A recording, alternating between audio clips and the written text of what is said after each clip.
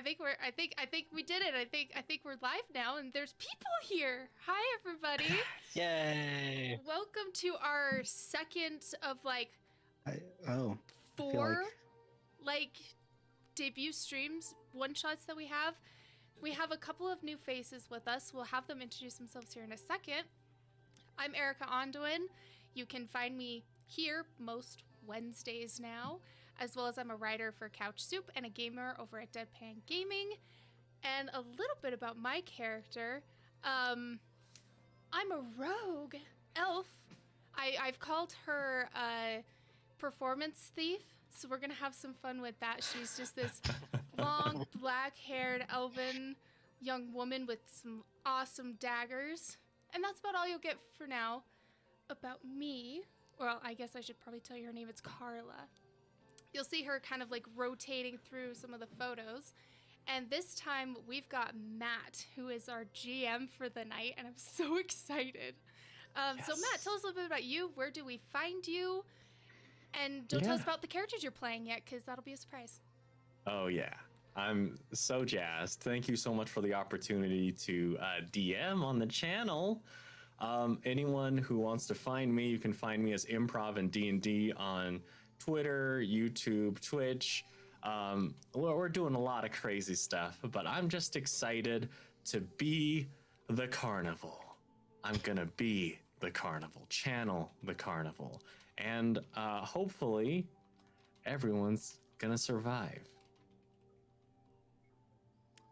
Oh.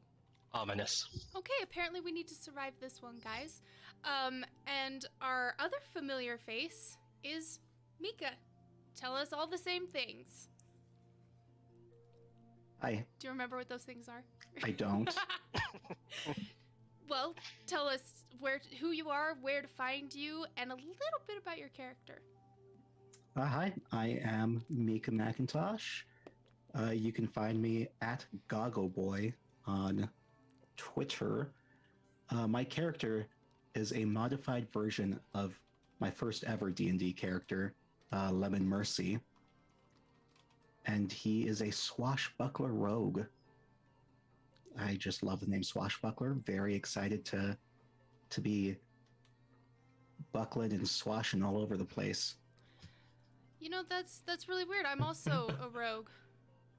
Really? Everyone gets to swash something. Interesting.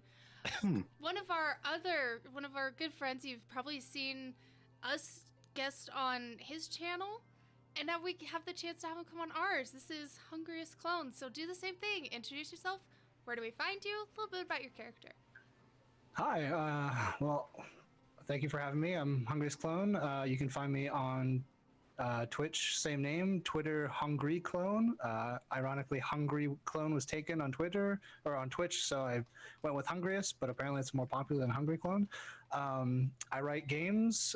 You can check that out at hungryclone.itch.io.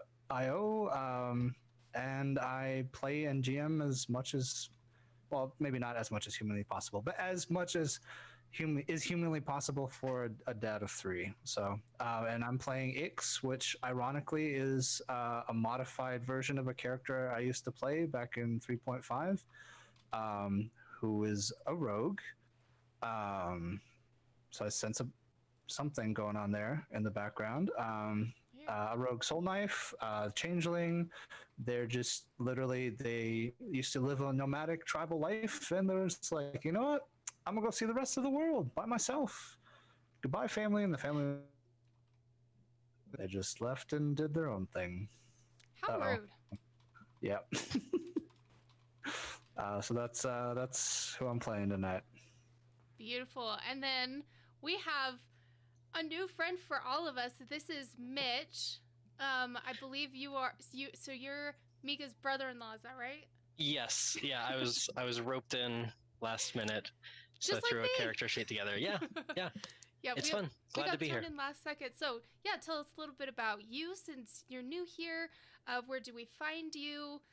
And projects and funness and your character.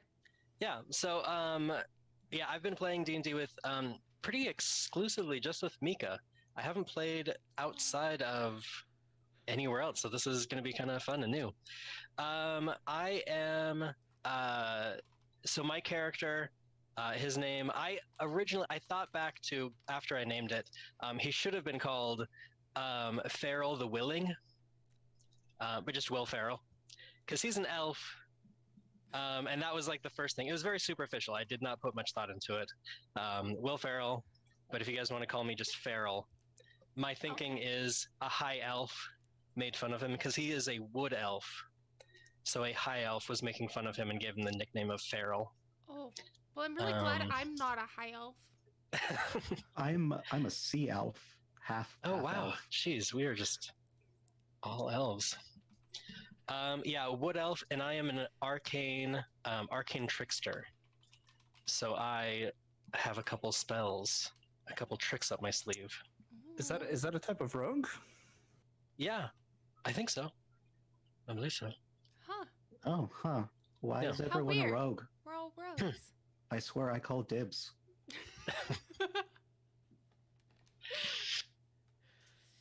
I guess this means it's all you now, Matt. Perfect.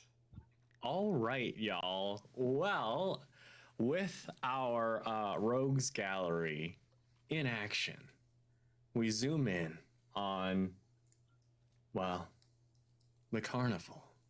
And here, strange winds blow down, bringing on an early winter.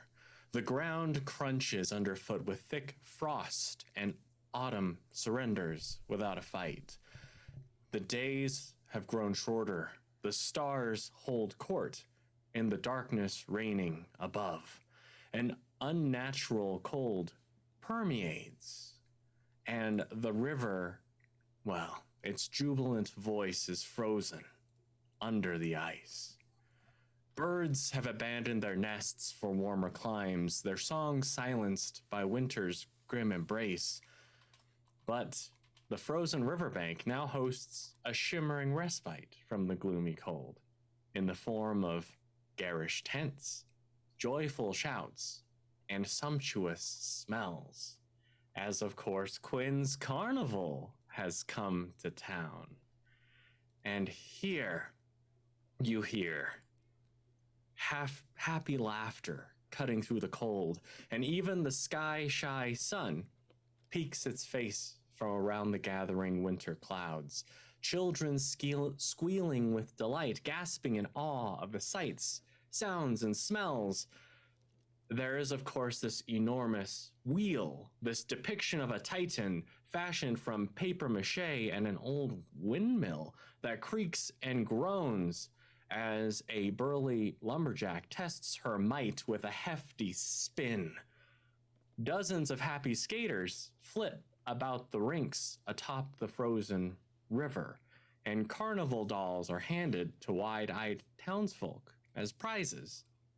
A menagerie of creepy designs and glowing lanterns beckons the curious. Treats and wonders abound for young and old to enjoy, and for a time, the early winter is forgotten in joyful revelry.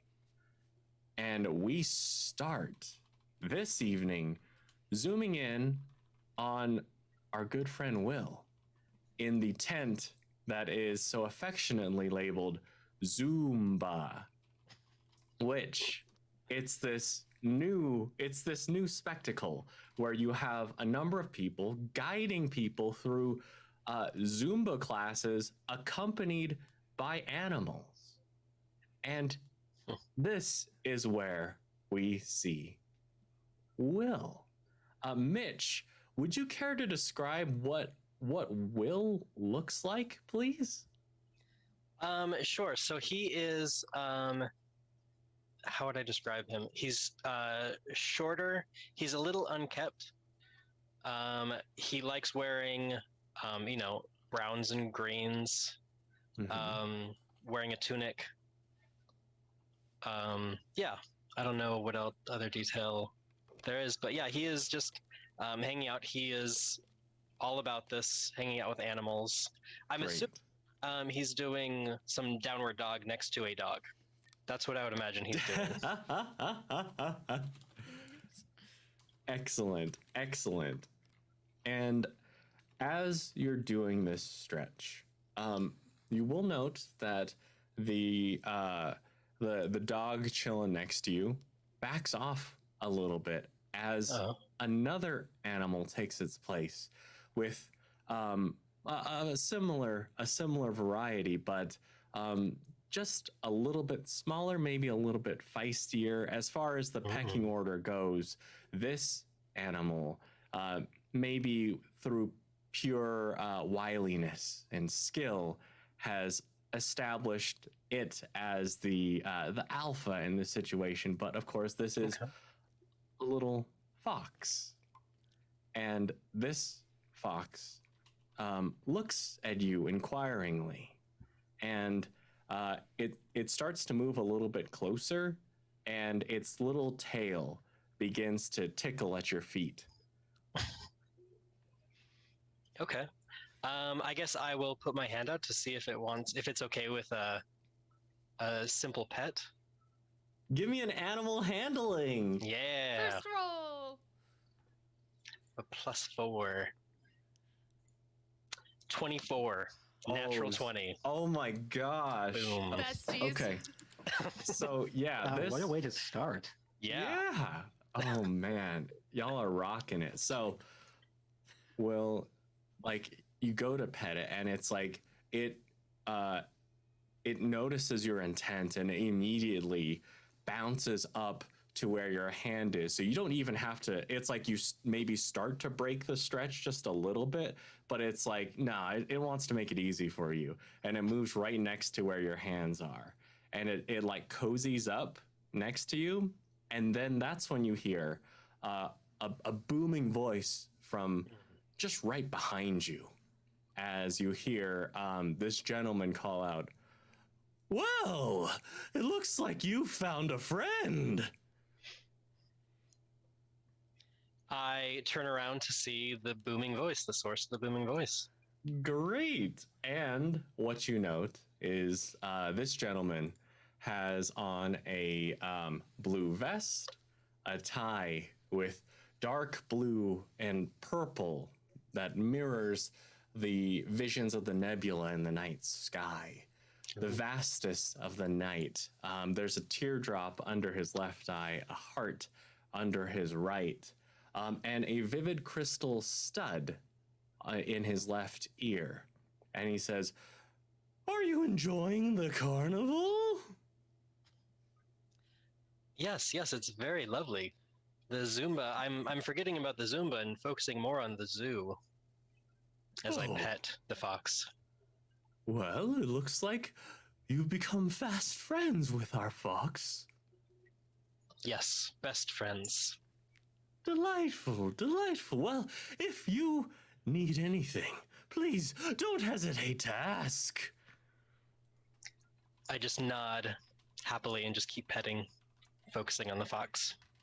Great, great. And this fox, like as it's like curling up underneath your touch, you do note that it does seem a little bit surprised at the presence of this gentleman behind you, and he kind of maneuvers a little bit, but then he settles back down, and he almost takes just a little nap underneath your hand. But right now, we're gonna zoom away from Will. Real quick, to there's going to be a little transition with the cameras, so nobody freak out. Okay, I am not freaking out. Sorry, that was my bad, I think. No, you're good, you're I had good. to reset. It's an easy change. Okay. So, in that case, while you're fixing things, I will move to the next person. I'm gonna shift over to Ix now. And Okie-doke. Ix, we have, well, in our games tent, there are a plethora of options here, but there might be one or two that seem a little bit more appealing. One in particular, it is you would note a number of patrons, and right now there's one a young man trying to impress his date, as he steps onto this inflatable like ramp, and you would note that there is a very, very unstable ladder that is fastened by ropes, and he hands over some money to the person manning this, who this gentleman has long black hair, and as he takes the money, you note that he has this smirk on his face, almost as though noticing this person being so cocksure, being so confident, is probably going to be shelling out a lot of money here. Right. And you immediately see the young man step onto the ladder, and right when the person manning the game lets go of it, the young man immediately falls off. And of course, this is the game labeled, dubbed the Ladder to Heaven. Right. He's not going to heaven. So, I think before the young man can do it again, Ix will just stroll over. How much does the sign say the game costs? oh, well, the sign, of course, will say it's either 5 coppers for 1 go or 10 for 3. Okay. Well, I guess I will put down 5 coppers. Great, great. And Oh, God. as you're handing over the money, what does Ix look like? Well, Ix usually looks, I think when they're traveling, maybe a pretty much generically and like androgynous. They tend to have the fade cut, one side shaved, one side kind of longish, but being a changeling that literally shifts with their moods, they tend to present typically like drow-like skin, just because it. Oh no. Uh-oh. Are we gonna lose him? Oh no, have we lost And- Clone? Oh, hello. Sorry, did you lose me? A little bit. The last thing I heard was drow-like skin, and then you froze. So they usually present drow-like skin so that they have a kind of wards off a lot of the sort of thieves that would be trying to acquire money and things from a lonely traveler. Right now they look a little, I think, like as they approached this game, they kind of took on a little bit more of a lithe looking shape. Their body kind of shifted a little bit skinnier, maybe a little bit taller. And they put down the money and they're like, all right, look. There's really a trick to it, kid. And she kind of like maybe like as he's standing up, like hip checks him to like knock him back down into the hay. And like he's like, keep your eyes on this. And like she puts the money down, and she puts her hands at different angles and her feet at different angles, as you do when you're conquering Jacob's ladder, and the ladder to heaven. And she winks at the carny to let go of the thing, and she like slowly. Oh, I guess do I have to roll for this? Oh yeah, here we go. It's acrobatics time. All right. I want to say, let me double check here. I have to see if I have. Okay, so I have expertise in acrobatics, so I get to add in another 3 to whatever is rolled. Because it doesn't do like expertise things in Roll20. You have to add the additional benefit after. So I'm gonna roll, I guess, just acrobatics. Okay, here we go. Boom. We got. Oh, why is that in? I'm sorry. Oh, you're good. You're good. Advantage. Or maybe isn't it? No. I don't think so. That's perfect. Oh, okay.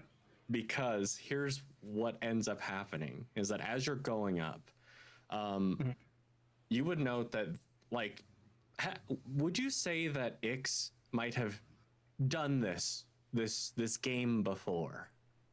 Oh yeah, most definitely. Great. So I would say that, like, there's just something that feels a little off. That it's almost as though there's some mechanism that's designed to cause the ladder to jerk in one direction. Nice. In which case, it's perfect that you rolled twice, because I was going to have you roll with disadvantage. But 16 is already quite high. Quite high. So it's like you're moving on up, and you feel that. And it's like as you do that, you do note the smirk on the operator's face. But you are nimble enough to maintain control and make the rest of the way up to the top. I mean, you're winning this. Is there any sort of flourish that you might do? I think maybe at the top of the ladder, they'll do like if they weigh light enough, they'll just kind of push off. Because all you have to do is ring the bell at the top, right? So they'll literally just bounce off the ladder and then hit the bell and then land back on the ladder before kind of land, like kicking their feet off and landing to the side. Oh man. All right. In that case, with that flourish, with that show of sheer nimbleness, you see people around you are clapping, cheering. The operator is looking a little bit ticked off. You would see on his little brass name tag the name Zed, Zed Leplin, and he looks peeved before he notices someone behind you. Okay.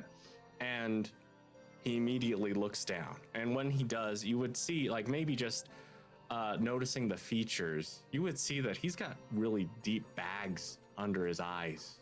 Okay. As though he's pretty tired. But you would hear coming from behind you, "Oh, it looks like we have a winner." All right, I'll turn around. Who do I see? Of course, you see our good friend with the blue vest, the deep purple tie, teardrop and heart, and he immediately bounds up to where the big prizes are. And all of these prizes have a distinct unsettling nature about them.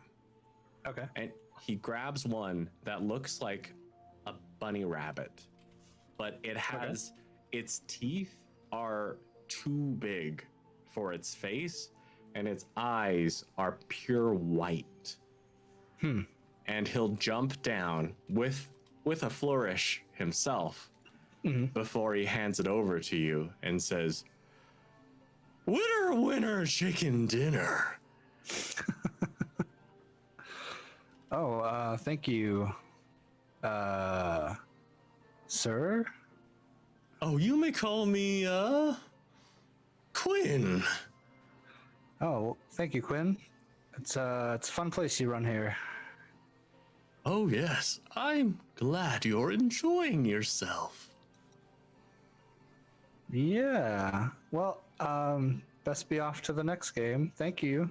And I think Ix quickly jams the gift into the hand of the lady that was there with the guy who failed, and like winks at the guy and is like, "Here, go try some other games," and runs off to, I think Ix runs off to something else away from Quinn, who's unsettling them quite a bit. Great. As we see Ix running off, we're gonna pan back over to Carla. Am I saying that right? Yes, you are. Okay, I just want to make sure.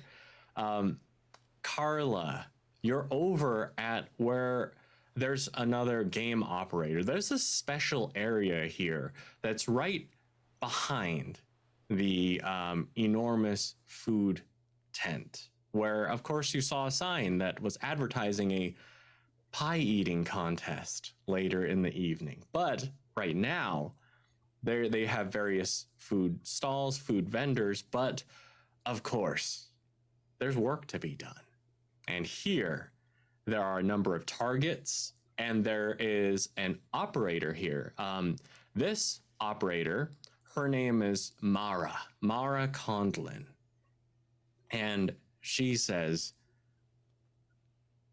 "So you fancy yourself quite the marksman, huh?" In fact, I do. Oh, great. Well then, that'll be 5 coppers for 1 try, or 10 for 3. Oh, I only need 1. But thank Oh. you. Oh, well. And you'll note that as she turns, there's just a faint hint of a smirk on her face as she grabs one of the bows that is sticking out from it's just a chest, and you can tell it looks like this bow isn't very well constructed nor maintained. You would see just the faint glint of grease on it, likely from the last patron who had a little bit of fried chicken before taking their shot. And she says, "Well, here you go." Oh, thank you. And she's gonna take part of her, kind of cloak-looking thing and kind of wipe it down a little before she takes it in her hands. Let's see. How should I? I'm assuming I'm gonna be rolling. So how should I do this? So in this case, I mean, you'll be rolling with this fairly shoddy bow. I'm assuming So disadvantage, but otherwise you'll have your dex roll plus. I believe you're pretty good with ranged weapons, right? Yeah. So you'll have your proficiency bonus and your dexterity mod, and that's roll plus, twice and let's see what you got. That's plus 5. Okay, so that was a 21. Huh? And then a dirty 20. Oh my gosh. All right. I mean, in this case, it's easy. It's like you were able to wipe it clean. And there are some kids who are watching you. And you note that as you take the shot, one of the kids even is trying to mime what you're doing, just looking at. Aww. It's like, "Oh, so that's how you do it. Wow." As she goes to shoot, she hears this kid do this, and she just goes, and then shoots it. Great. Oh, and BT Dubs. Sorry, I almost forgot. What does Carla look like? Oh yeah. So she is a rather short wood elf, but she's got beautiful raven long hair. She's so there's her photo coming by. She's got a very nice leather outfit, a little too nice to be at the carnival, but it's got some nice kind of burnt orange and black accents with a raven head pinning together part of her shawl cloak thing. Okay. Excellent. She's 5'4". She's tiny. Awesome. Well, in this case, Carla, you take aim, you fire. Even with all the little, it's slippery, it's not well crafted, but your arrow flies true, nailing the bullseye, assuming that's what you were aiming for. Yes.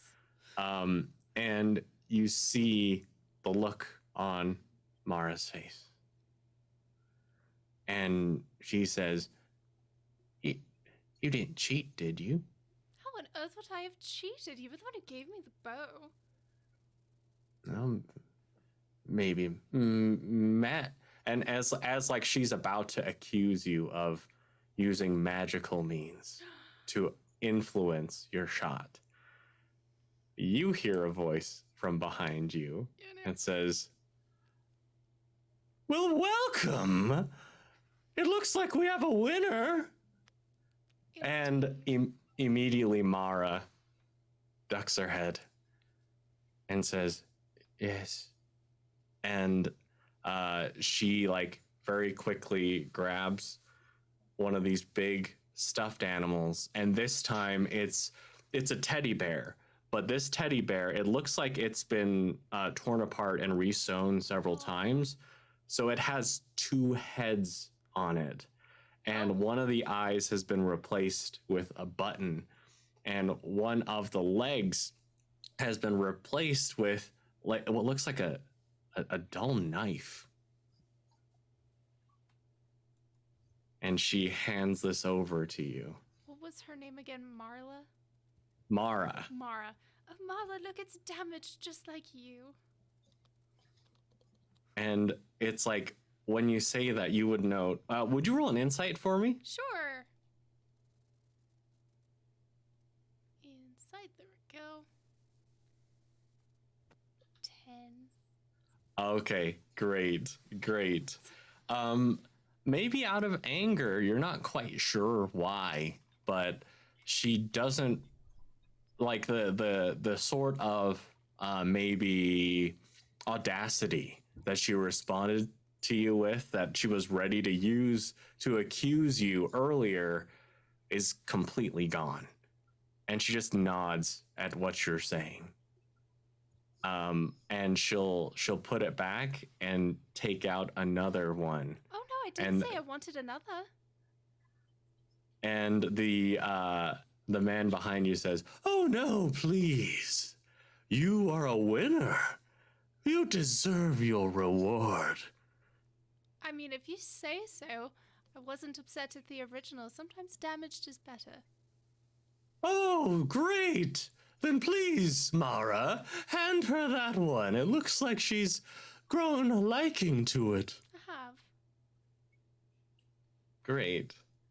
As you receive this two-headed knife bear, we're going to zoom away and pan back over to where we find Lemon Mercy. I'm gonna step away for just a second. Two-headed knife bear is my new band name. I love it. Need to write this down. Now, yes, hello, Lemon Mercy. Lemon Mercy, I believe I've got you also in the game tent. Yes. And here, well, first off, would you mind describing what Lemon Mercy looks like? Yes, so Lemon is a half sea elf. So it's got bluish tinge to his skin and wavy blonde hair that he gets from the human side of the family. It's where Lemon comes from. A pair of goggles, because he is a swashbuckler, a pirate from time to time. And, you know, when you fall in the water, it's nice to have goggles. Even if you're a sea elf, it's nice to have that extra protection. He has a sash around his waist and some kind of frills on his shirt. He is a fancy pirate. Excellent. And a nice dark clothing and a nice kind of knee-length jacket. Ooh, I dig it. And some cool boots with lots of buckles on them. Really buckled up. Sweet. So in this case, I mean, I believe I've got you in the realm of like the more aquatic style games, and there are quite a few here. There's one in particular where you have a device that it's like a little hose, and there are a number of people who would aim these devices at these faces that depict different clowns with their mouths open, and it's like you have to aim in the center, which causes this balloon to pop. And whoever is able to aim directly for the longest is able to win the prize. There's another one where you roll a little ball up a ramp into multiple different holes, but you're aiming for one in particular that will move your little ship the quickest. You're trying to get your ship from one end to the other as soon as possible. And finally, there's one where all you have to do, and the operator here is very adamant about how easy it is, where he says, well, all you gotta do is throw the ball into one of the colored cups. Red, blue, yellow, it's easy. Anyone could do it. But of course, these cups are floating in this little pool with murky water.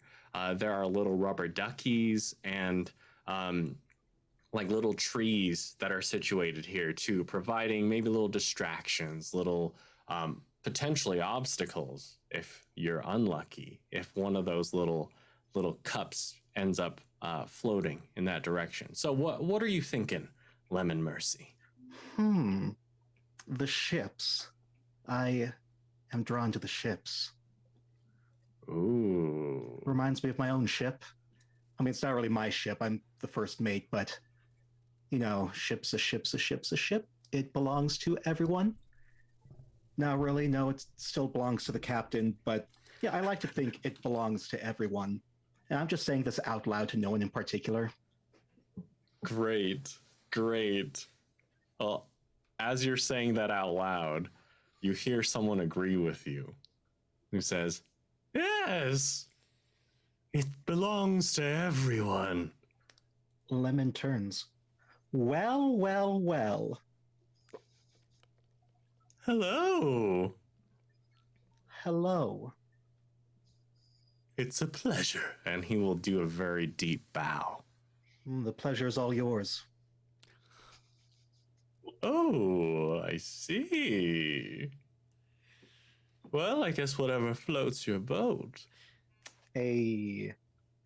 All right, the pleasure is mine. Yes, are you looking to perhaps try your luck? I was about to say I don't believe in luck, but all I have is luck. And the absence thereof. Oh, well, I wish the best of luck for you then. And you would note that he tries to grab for your hand. Do you allow it? My arm's gonna move like water, just kind of like wiggle away. Okay. Just like every time someone like goes to like grab it, no, just wiggle. Nope. He's definitely following it. Oh, well, all right. I see. Well then. SEA? SEA indeed. Good luck. I've got my eye on you.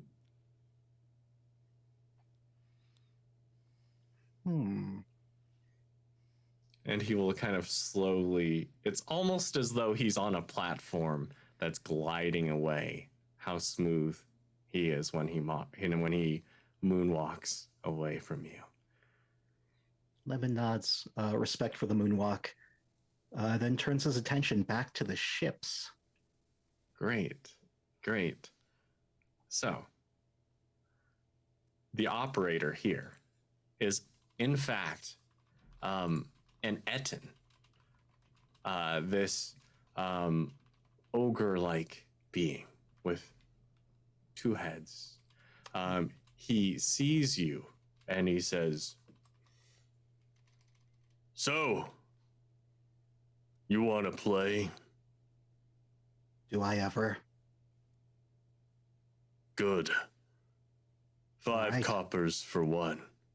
3 tries if you pay 10. Lemon's just gonna like flick, like nothing in his hands, then flick, flick, flick, and just kind of flicks 10 copper kind of into the air, catches them, hands them over. Great, great. You would note that as the Etin receives this, like one of the heads seems very very concerned with making sure that it's the right amount, while the other one is simply eyeing you, smiling, before that left arm will gesture you to have a seat. And as you do, a number of other patrons, there are children, there are teens, there are adults who are all here to compete with you. So I'm gonna need you to I think this feels a little bit like a sleight of hand. Ooh. All right. See how good you are at aiming for those spots. So the Lemon's angle. gonna look very disinterested, but he is so into this. Great. Oh, a nat 20 plus 9, 29. Sick. Oh my gosh. All right. So in this case, it's like you realize you know all the angles. It's perfect. You're able to hit it. And it's like you get to a point where your lead is so significant. You start doing trick shots. It's like you're able to just throw it and it skips across some of the holes, bouncing off the back into the main hole. It's wild. Like people, like some of the competition next to you, they realize how much of a lead you have and they've given up. They're just watching to try to see what you're doing. And then you just hear whispers of like, maybe he works for the carnival. Oh my gosh, this is crazy. Lemon's kind of like clenching his jaw, trying really hard not to like laugh at everyone, like ha. So he's just trying to continue to look disinterested. Yeah. You in a very like teen at the mall blase style. You win and you just hear the you hear jingling in the background, you hear people cheering. It seems a little bit canned, like some sort of magical effect that triggers whenever someone wins, but there's also legitimate cheers from the people sitting around you because you've really made a show of this. And the Etin will look at you, and like the one that was appraising the coins immediately grabs for the ball as it rolls back out of the hole and like is like just squeezing it, biting onto it, and then he like looks over at the other head and says, yeah, it's legit. If it makes you feel better, that was probably all of my luck. It doesn't. It should. It makes me feel worse. Well, he is going to step over to the side and he'll take out a little inflatable pirate ship. And as he hands it over to you, you would note that there are a number of little like depictions of little patrons on this. But all of these people who are standing on the deck, they all look terrified. They all look scared, as though there's some great calamity about to crash down upon the ship.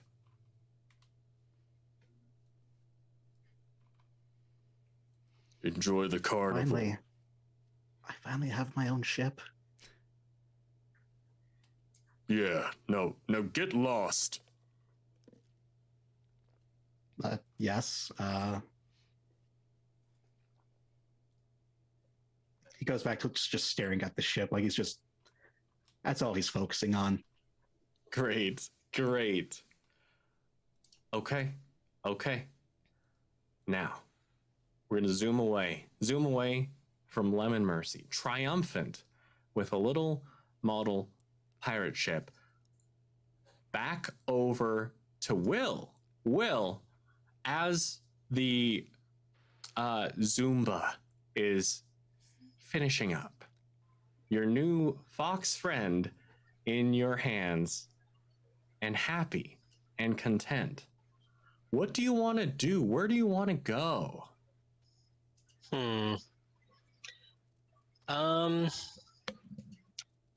I guess, I mean, so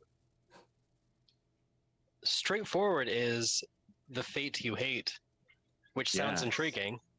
So yeah, I'll take Ooh. my my fox friend. Do I have to carry him, or is he just gonna follow me? We're that close now that if I put him down, he can follow me or not. He's his own person.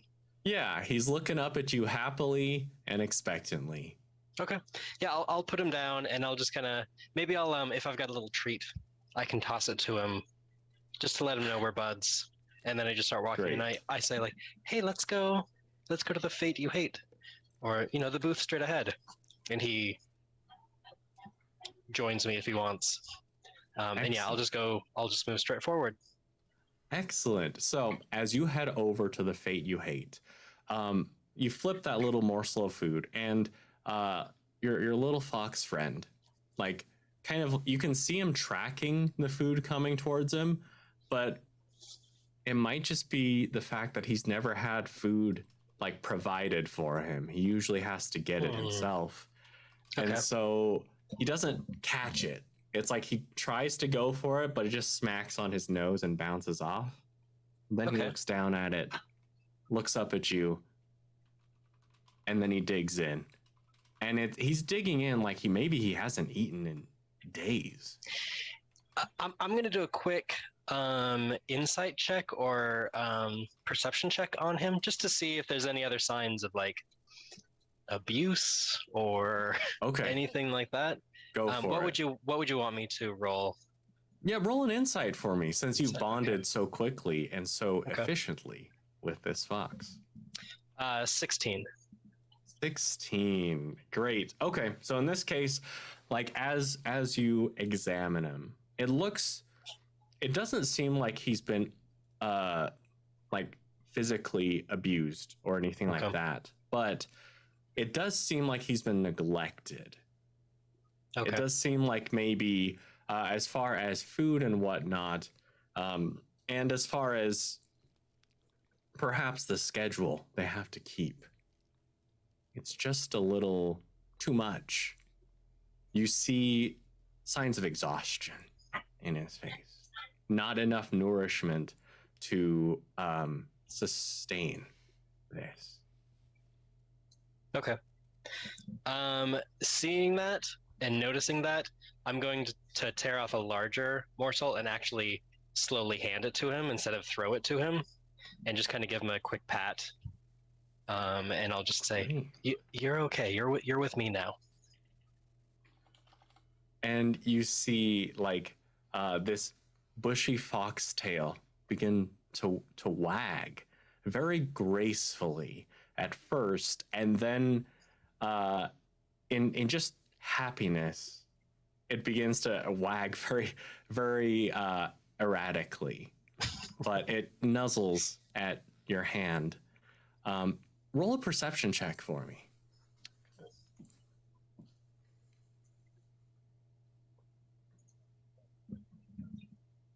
$15.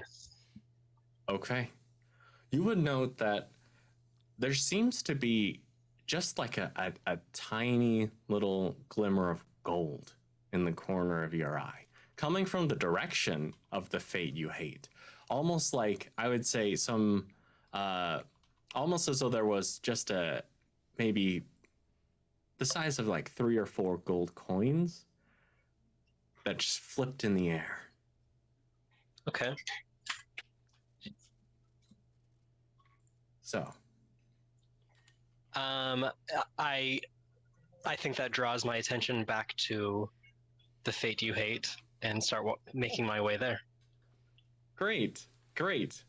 So, as you enter, you would note that there is a sign, a fairly faded wooden sign with prices on it. It says, a reading, 5 copper. It also says a good reading, 10 copper.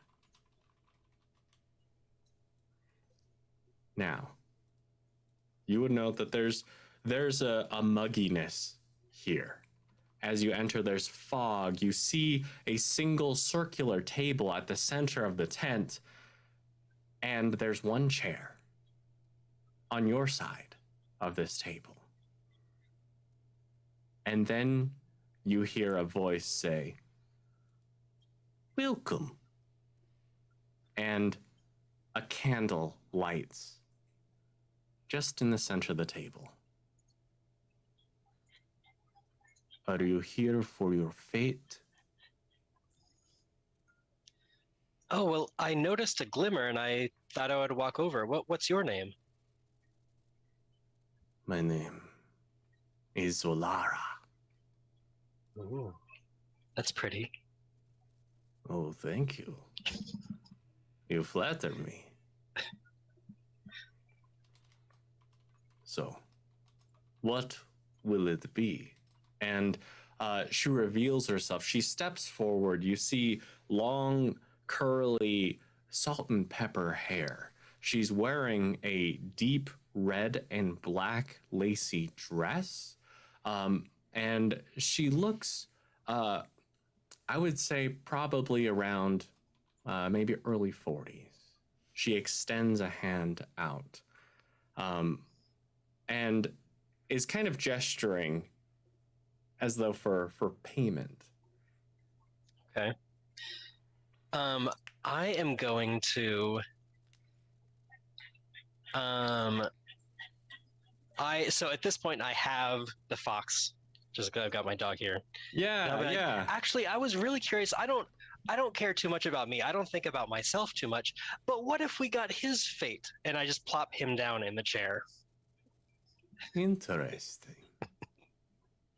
And I'll pay, what was it? Sorry, it was 5 for bad, or for, what was it? 5 for a reading, 10 for a good one. I'll do 10 for a good one. And as you do that, you notice just a little, like she pauses for a second. And she grabs 8 of your coins and pushes the other 2 back to you and says, consider this a little doggy discount. So, I've seen these folks before. This is a new companion of yours. Well, in that case, and she takes out a deck of cards, places them onto the table, fans them out, flips over one of them and says, "Oh, I can tell you that in the past, it looks as though perhaps this fox was quite happy. Perhaps before," and she flips over another card, revealing the tower, and says, "Before things changed, he was happy.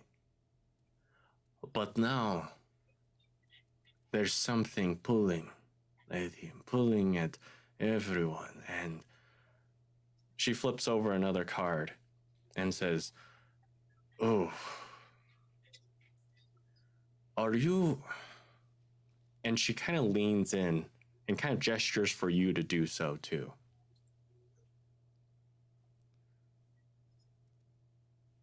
Yeah, I'll lean in and kind of whisper, yeah? "Are you a hero?" Potentially, if needed. All right. In that case,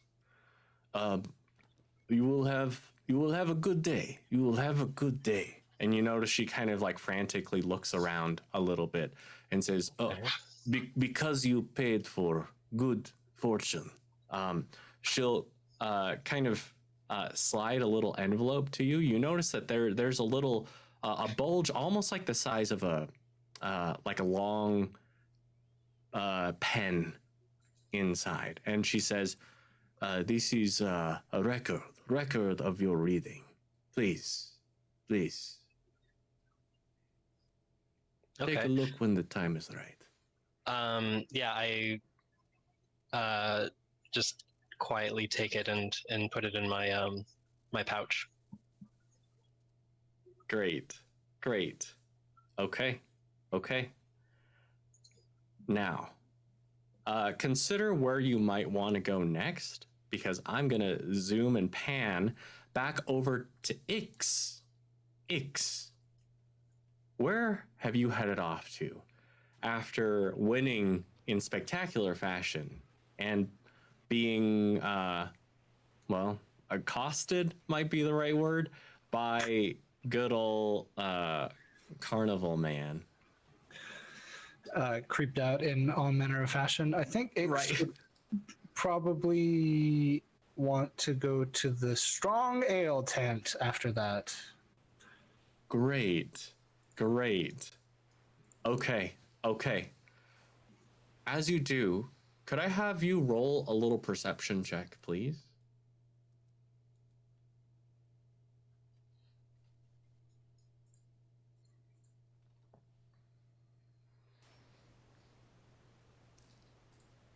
Just a little perception. We'll see if you Perception. notice anything. So I am also.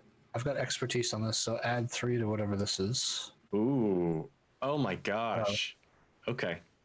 So quick thing, there should be a Yeah. tab that I think allows you to switch on each character sheet whether you can roll on advantage or disadvantage. There's also a little there's a thing as whoever's own. Is this like, because you're the host of this page, right? Yes, I can switch it for you real quick. Yeah, there should be a way to tab it so that you can have the players selected themselves too. I think, like it'll pop the advantage disadvantage normal thing onto Right. it. I'll put query for you. Okay, cool. Okay.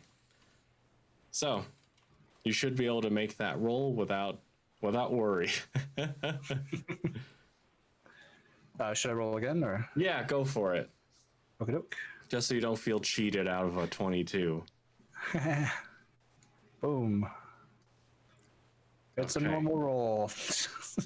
So, with a 15, as you're on your way to the strong ale tent, you would note that you see that couple again, with that giant stuffed bunny. And as you do, you would see from just beyond them just a faint glimmer of gold. That it seems to be like flittering a little bit, almost like a little being. Oh yeah, with your 18, you would note that it does seem to be moving in a certain pattern. Right. And it looks like it's watching you before it ducks into the fold of the strong ale tent. Interesting. Okay. I guess I'll go in, but keep my eyes open.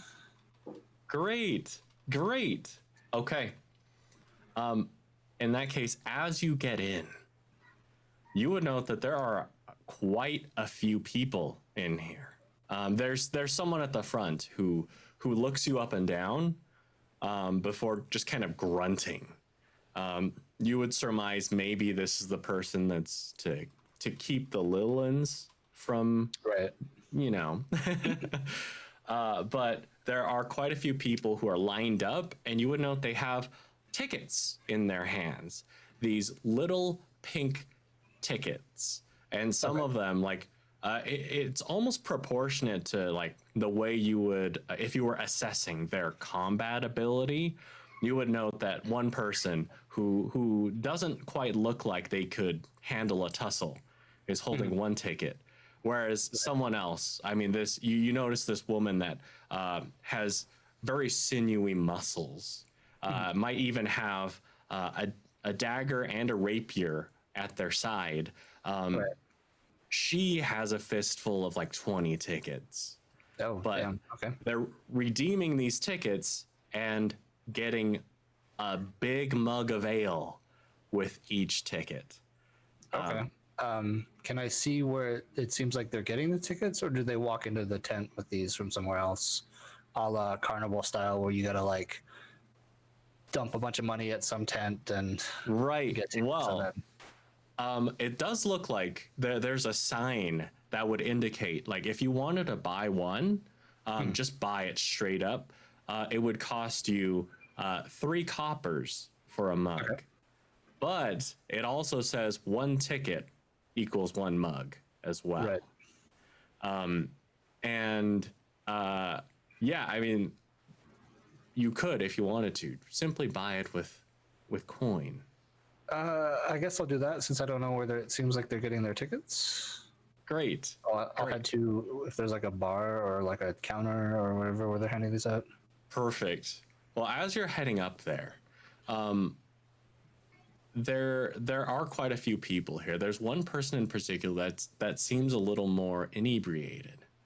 Okay. And this person is going to he calls out, you know, adventurers, they just think they're all that, and they're totally not.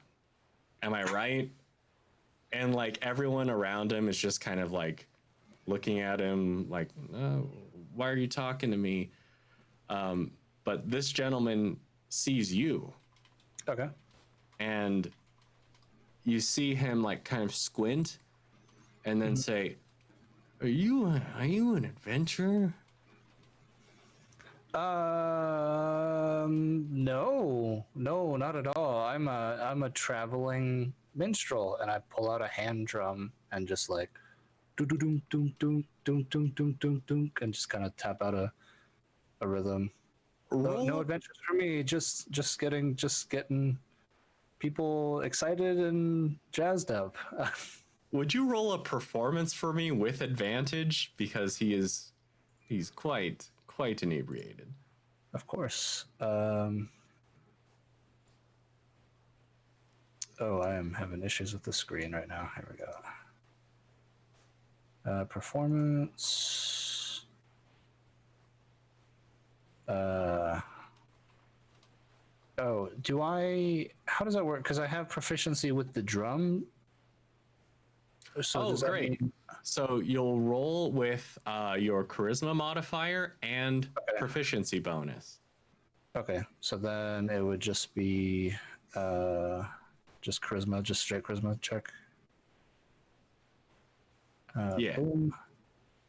At advantage, and then so that +3. Great. And you would note that it's like he looks like he's getting ready to throw hands even. But Oh, as you okay. start to play, he's like, oh, maybe you're not such a bad guy. Right. Yeah. I'm just here for a drink.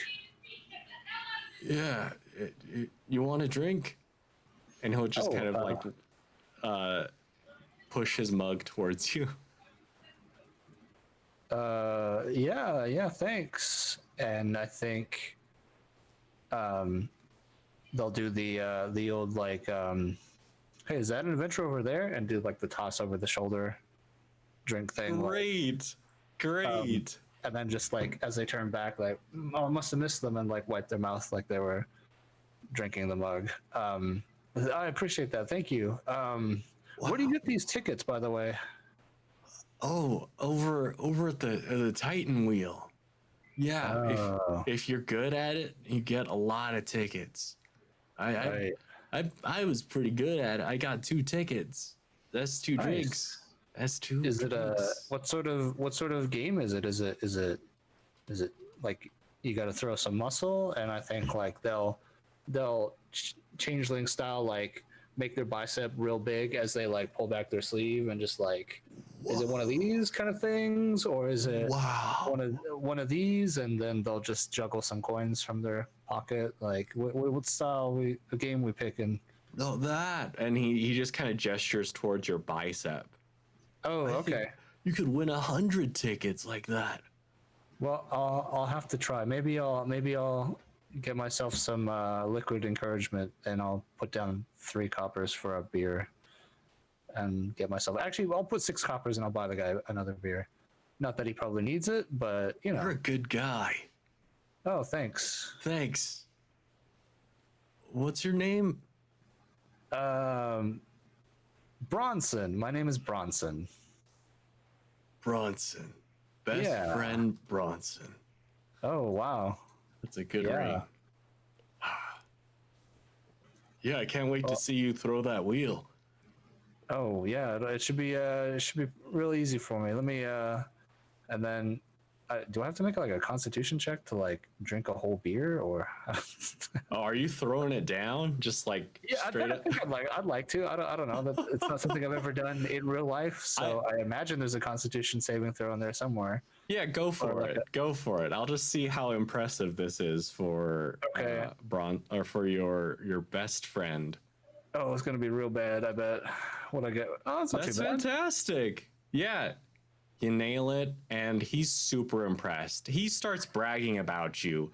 Roll another perception check. Oh, okay.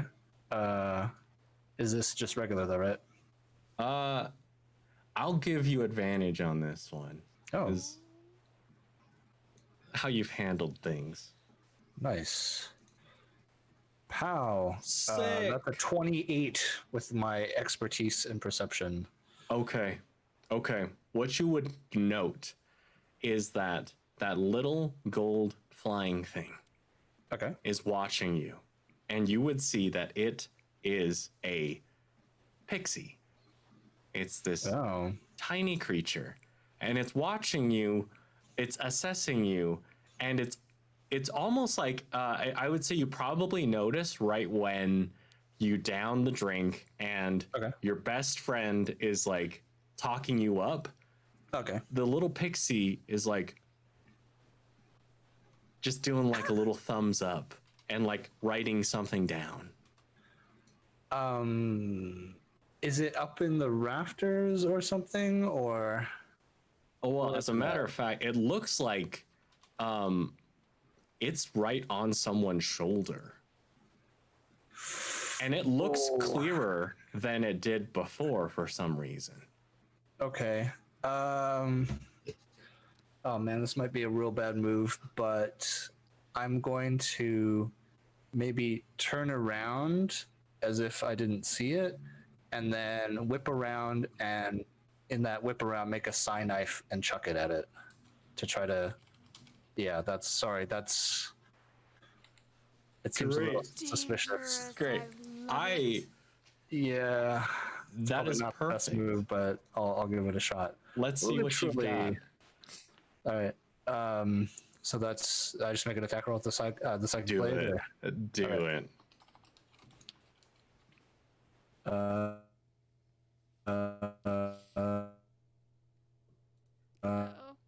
Chloe, no.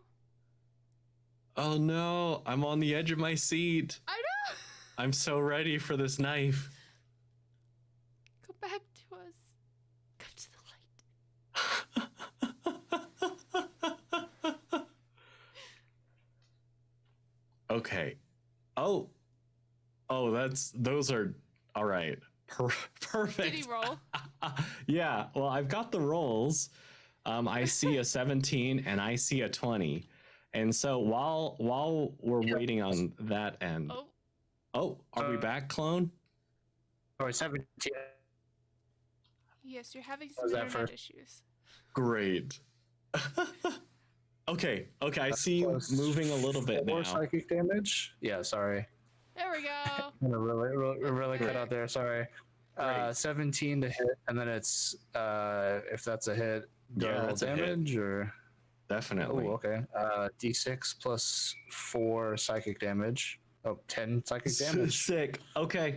So I'm going to tell you what happens when we come back to you. Right now, we're going to shift over to Carla. Okay, Carla. fine. You you won your two-headed stuffed teddy bear. And you were congratulated by our good old carnival leader.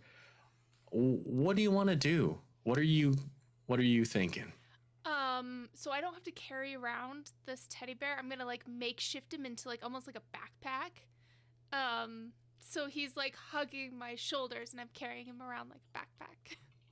Oh, that's adorable. Okay. Okay. Great. Cool. So she's looking around. And across the pond she sees the fate you hate and she says to herself, I think before I do any more eating or contests, I think I need to work up a bit more of an appetite. And so she's going to walk across and go to the fate you hate. How bad can it really be? Are you going to walk across the nice ice? Yeah. Great. Why not? Great. Okay, cool. So what you would note is that, of course, up here at Rate My Skate is where we have a lot of people ice skating. But this area here, nice ice, there are just solid cubes of ice here. And it looks like these are being prepared for something. But you'd be able to very easily navigate across. I guess it depends on how quick you're trying to move. Not if you will. Quick. Just at an Okay. average pace. Okay, great. So, as you're moving, roll a perception check. Okay. Perception. A 10. Okay. Well, you hear the sound of something whirring up as though it's just some sort of mechanical mechanism. And you hear a voice say, "No, please, honey, this isn't, you haven't tested this." And then you hear another voice say, "No, I know what I'm doing. Don't worry about it." And it's like you see these two gnome women, and one of them is operating what looks like it looks like this piece of metal with a chain attached to it, and it looks like she's about to carve into a block of ice, but it also looks like she's almost smaller than this device is. And it begins to whir to life, and she's like, it's like shaking her entire body as she lifts it up.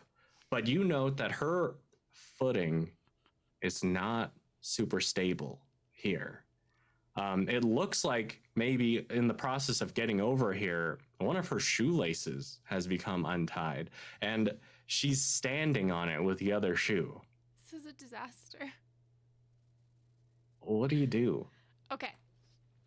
Here's what I'm gonna do. So, I call it. So, Carla's she loves to perform, so she's got excellent acrobatics. So, what I'm thinking is she just looks over gently, looks around to see if anybody's watching her, and then she's gonna kind of do this this cool little, almost like dance over the ice to go and catch this gnome and kind of push her out of the way and grab the device from her hands, all before she can slip and fall. Oh, sick. Okay. In this case, I feel like I need you to make a little dexterity saving throw here. I The can do biggest that. thing is not to fall horribly. Okay. 18. Oh, When sick. I needed it the most. Perfect. Okay, so in this case, like as you see this mechanism beginning to whir out of control, you are able to maneuver and position yourself, and you see like this gnome as she's losing control of it. You're able to grab hold of it, whirl her around, get her and her partner out of the way as this device like stabs itself into the ice, and you just hear the grinding and smoke begin to emanate from it. before it finally stops, and it's maybe a little like halfway down into the ice now. But if you hadn't, of course, this gnomish woman might be no more. Could I have you roll a little perception check for me? Yes. Let's see how well this goes.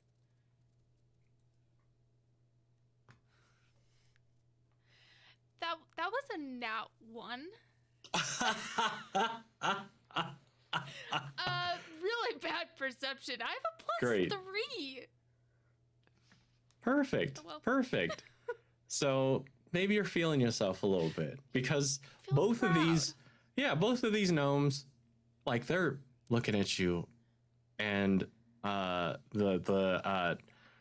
one that was like, you haven't tested this yet, is just overwhelmed with gratitude, and she says, "Thank you so much." And she kind of looks like, gives a stern look to our partner, and she just kind of like looks down, and then like sheepishly looks up at you and says, "Yeah, thanks. I don't know what I was thinking. I just thought I'd get a leg up on the competition." And despite her being like short already, she's gonna kneel down, kind of put one hand on one shoulder and one on the other of both of them. Darlings, it's okay to get a little leg up on the competition, but make sure you know how to use the equipment first before you do anything, or you can at least ask for help. And you would note that the partner says, "Yeah, I can help you sometimes." Yes, that is very hard to do sometimes in a relationship. That's why I'm not in one. I'm not one to ask for help, but you two seem absolutely lovely together, so please make sure you ask for help from each other. Thank you. Well, when you do decide to get into a relationship, I'm sure it'll be magical. Thank you. That's very sweet of you. Now, you two have an excellent evening and good luck with whatever competition you're doing. I'm headed off now. Great. And as you head off, you can kind of like hear them whisper, like just grateful, Aw. as the two of them are just kind of hugging each other, and they go over to try to pull the now completely destroyed device out of the ice.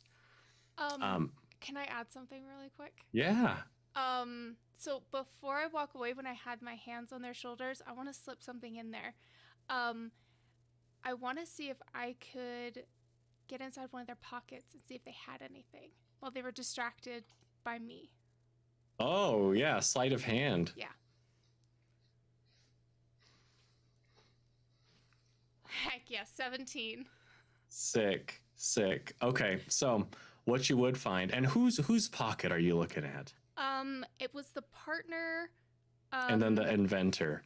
Not the inventor, the other one, the one who was like, Oh. hey, please, like, I'll ask me Great. for help.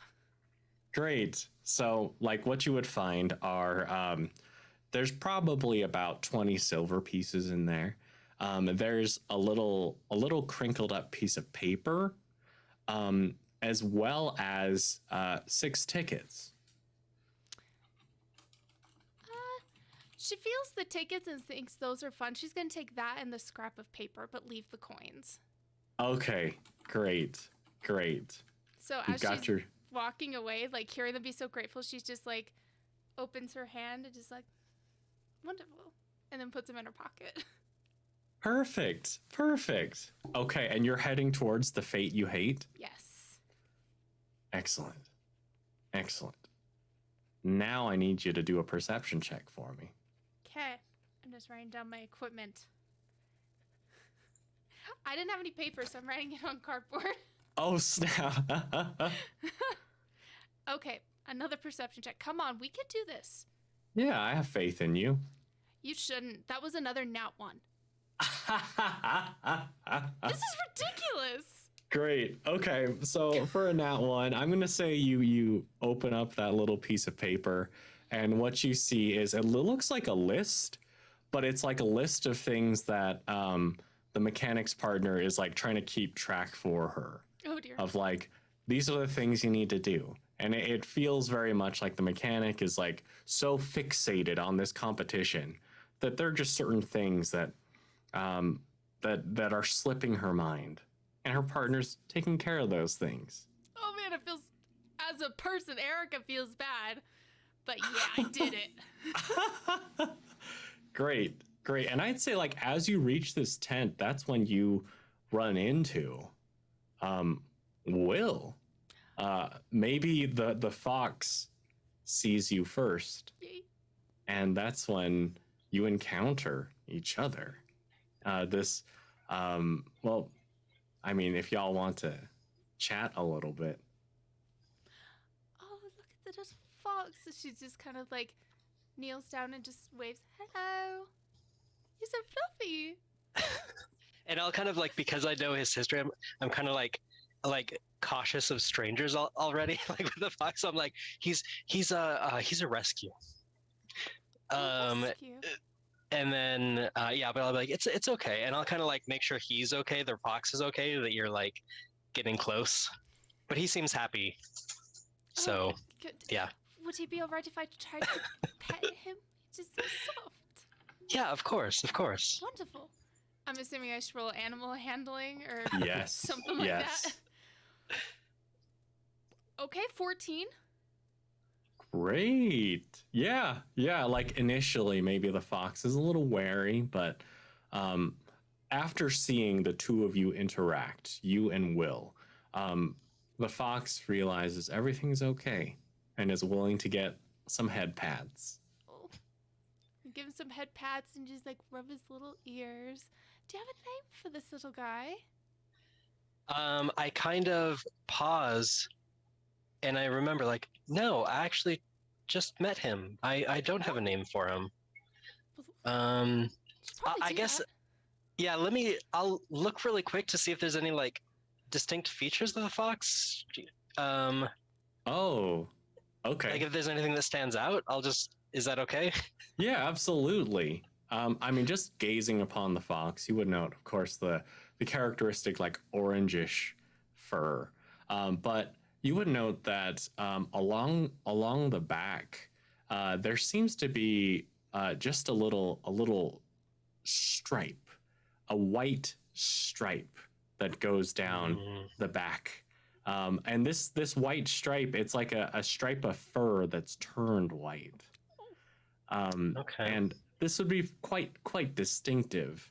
But aside from that, I mean, it does look very, very quick, very nimble, and pretty good at jumping. I would like to make a suggestion. Yes, please, I'm open. Zoe Deschanel, Zoe Deschanel. since you're Will Ferrell and she's an Zoe? elf. Yes. I Yeah, like that a lot. I like it. I like that. Okay, yeah. Zoe Deschanel. Yeah, Zoe Deschanel. Yeah. Can I make a maybe less serious suggestion? Yeah. Foxy McFox face. Great. So, Okay. So yeah. I guess, but I want to use the white stripe. Jack White? Skunk. Jack White. Skunk. Yeah, that would be it. Yeah, that's a good one. nice. I like Okay. skunk. Let's go with skunk. Okay. He's a little scrappy. He's wild. Skunk. Well, at least it doesn't smell. It's just the stripe down his back, isn't it? Actually, foxes smell terrible. Of course, Mika knows that. Could I get a perception check from Will real quick? Oh, thank Yeah, of goodness. course. Um, Don't ask me to do any more of those. hold on. I can't handle more nat ones. Oh no, I got a nat one. No! Yeah, it's wearing off. Great. I just like Speak of the devil. the Yeah. focus on the fox and trying to find out what a good name would be. You eventually land on one, but y'all are just focused. Both of you are focused on the fox. Uh-oh. And now I'm going to switch over to Lemon Mercy, who just won a ship, just won his very own ship. Finally, I'm the captain. Yes.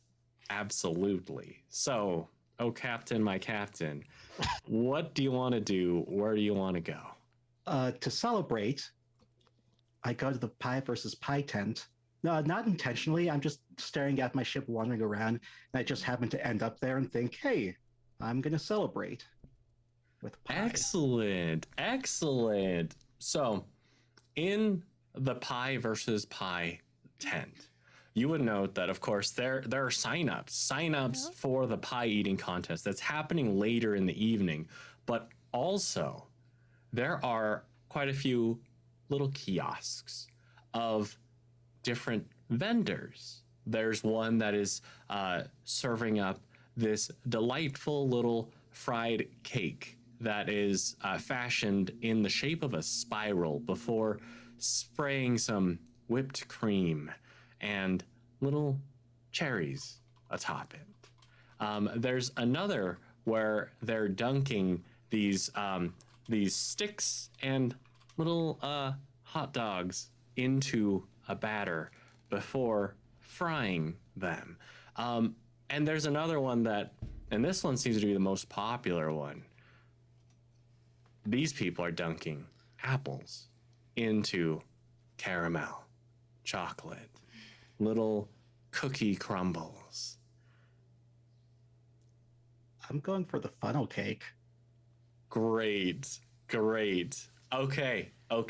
So, as you move up to the funnel cake, you would notice that the person operating this is working very quickly, but they're alone. And so it's like as they're producing the product, there's a little bit of maybe a little bit of cutting corners in the interest of being fast. Roll a little perception check for me. Perception +3. It's another nat 20. Sick. Okay. I'm gonna have terrible luck later. Great. Like us Great. and our perception checks. We just need to get rid of all the nat 20s before the combat. So, in this case, Lemon Mercy, you're keeping an eye on things here, but you would note that there's a kid that's enjoying some funnel cake, but there's just a little bit too much powdered sugar on it. And he like takes a big bite, and then you see him start to cough. He's inhaled it. No. And that combined with the big bite in his mouth, you see that he's choking. What do you do? hate powdered sugar when that happens. I hate it so much. Yeah. Powdered sugar and cocoa powder. Oof. Shoot, I guess I walk over and start like smacking his back. Great. Don't even say anything, just walk up, smack. All right. Stop it. You want to do a little medicine check for me? Oh boy, +0. I'll give you advantage since you good. spotted this so fast with your nat 20. Glad you gave me advantage, because the first roll was a 3. 19. 19. Sick. Okay. Yeah, in this case, like you move up and you're able to find the exact right angle and timing that you strike his back and you see just a spray of the powdered sugar and this big morsel of semi-digested funnel cake fly up into the air, have this enormous arc, and I mean with your 19, it lands very squarely right in the center of a waste bin. And this little kid, hey, thanks. You're just lucky my luck hasn't run out yet. Oh, all right. I don't know the backstory to that.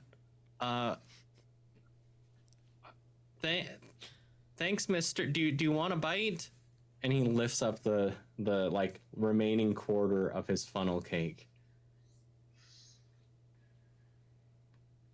I take my combat knife and just slice off a tiny bit. Whoa, that's really cool. And I just look at it and eat it. Oh, I'm gonna ask for a knife.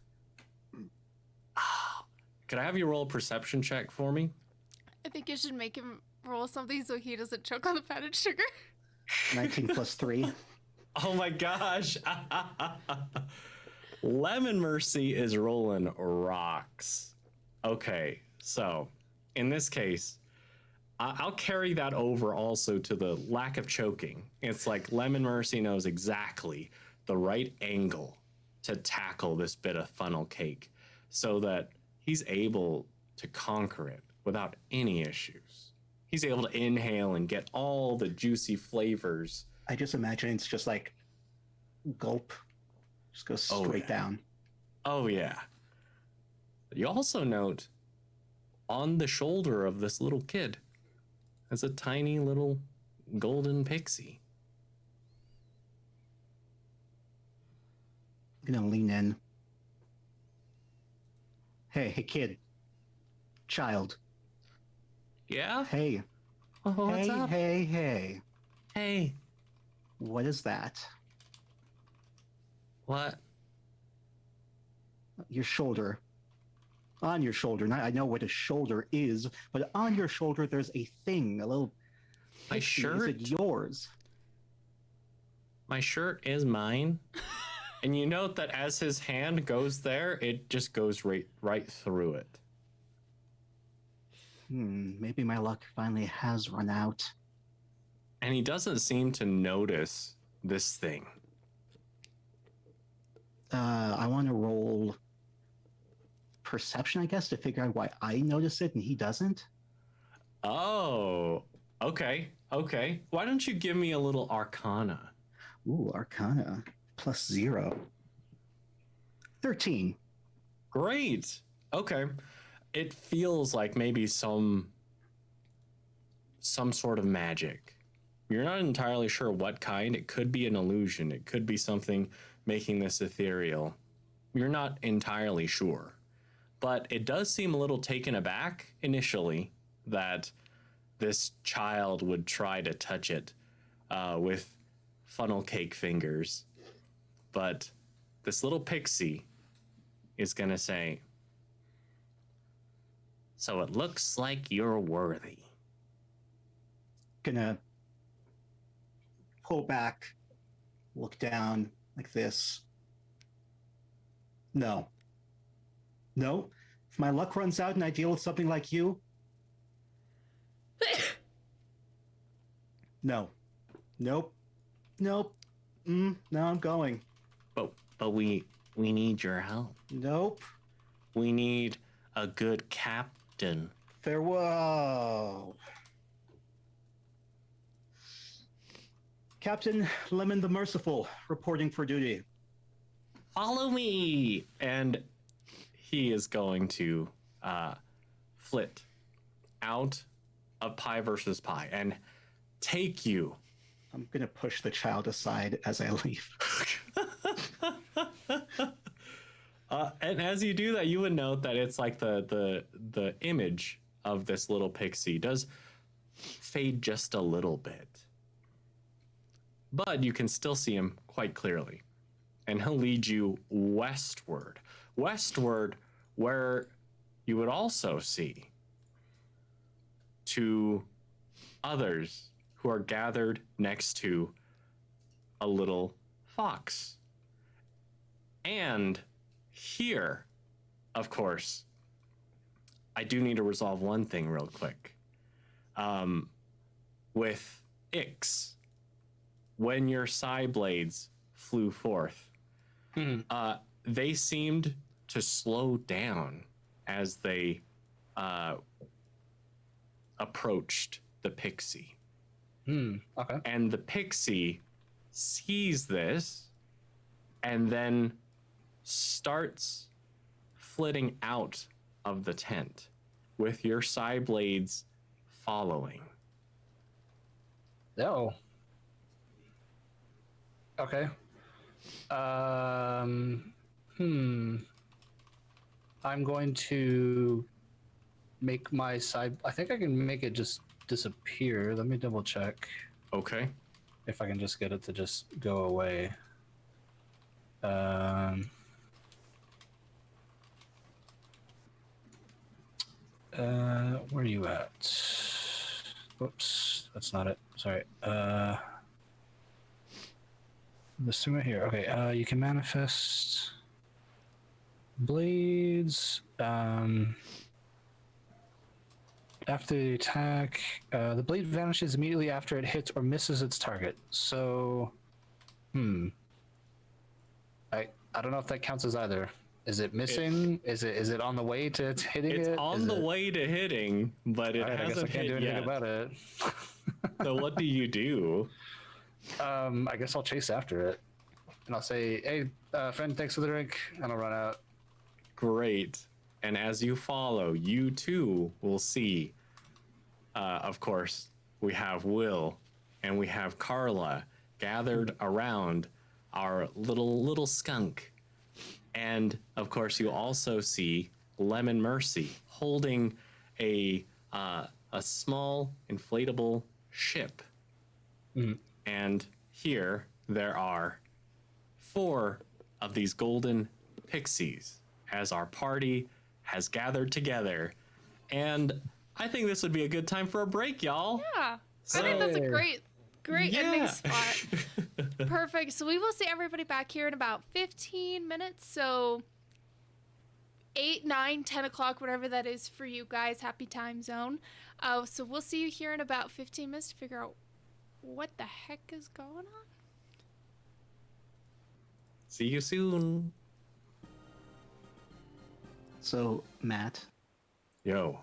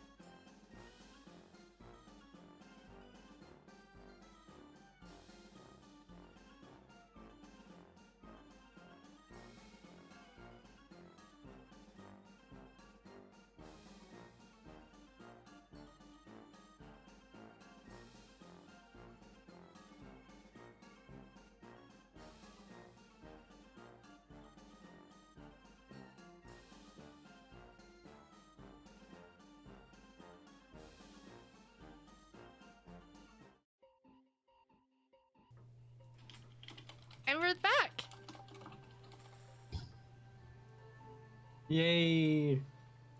Okay, so our music is playing. We're here, and we're ready to roll, except for some reason the cameras are off again, so keep doing your thing. I'm going to adjust the cameras.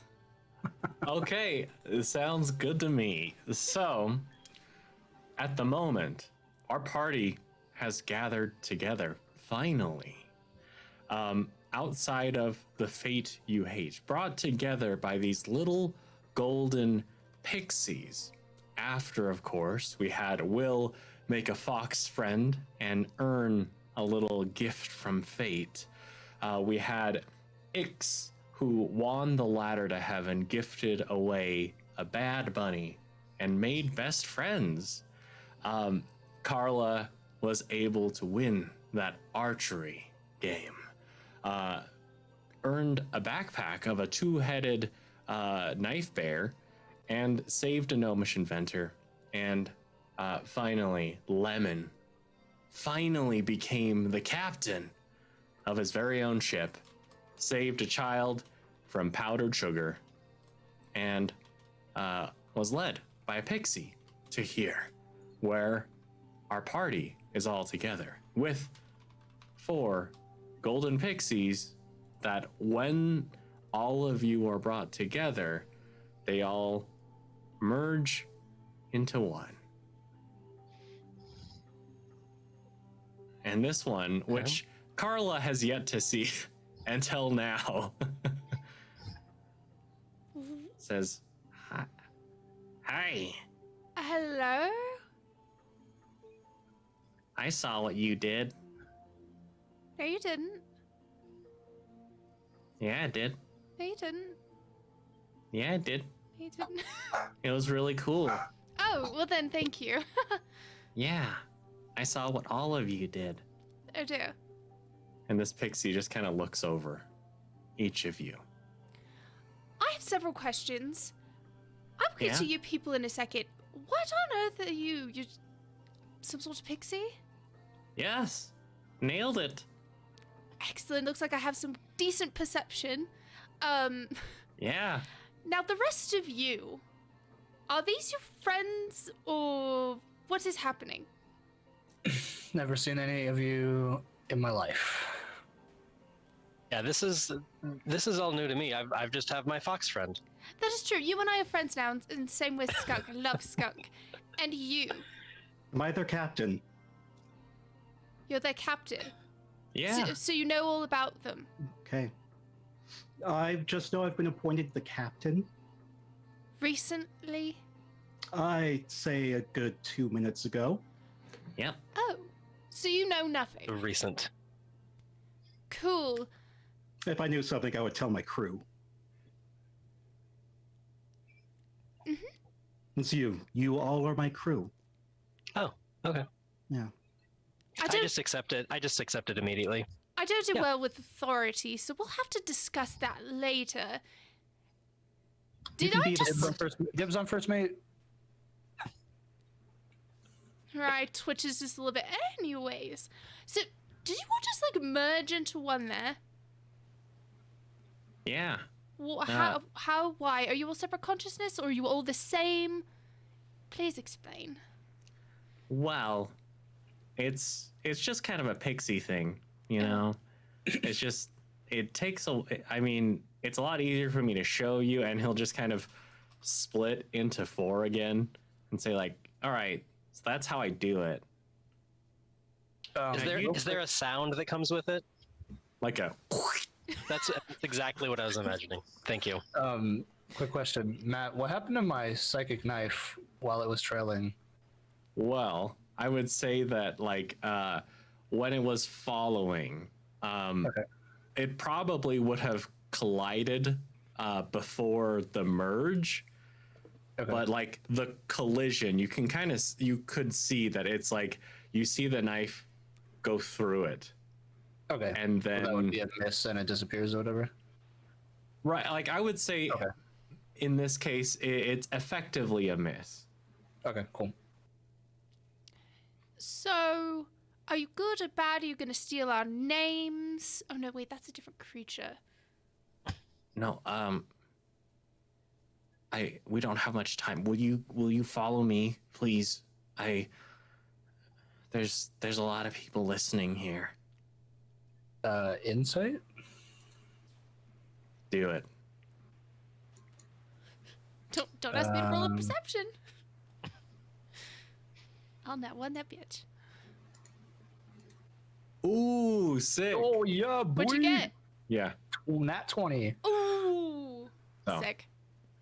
He does seem quite scared.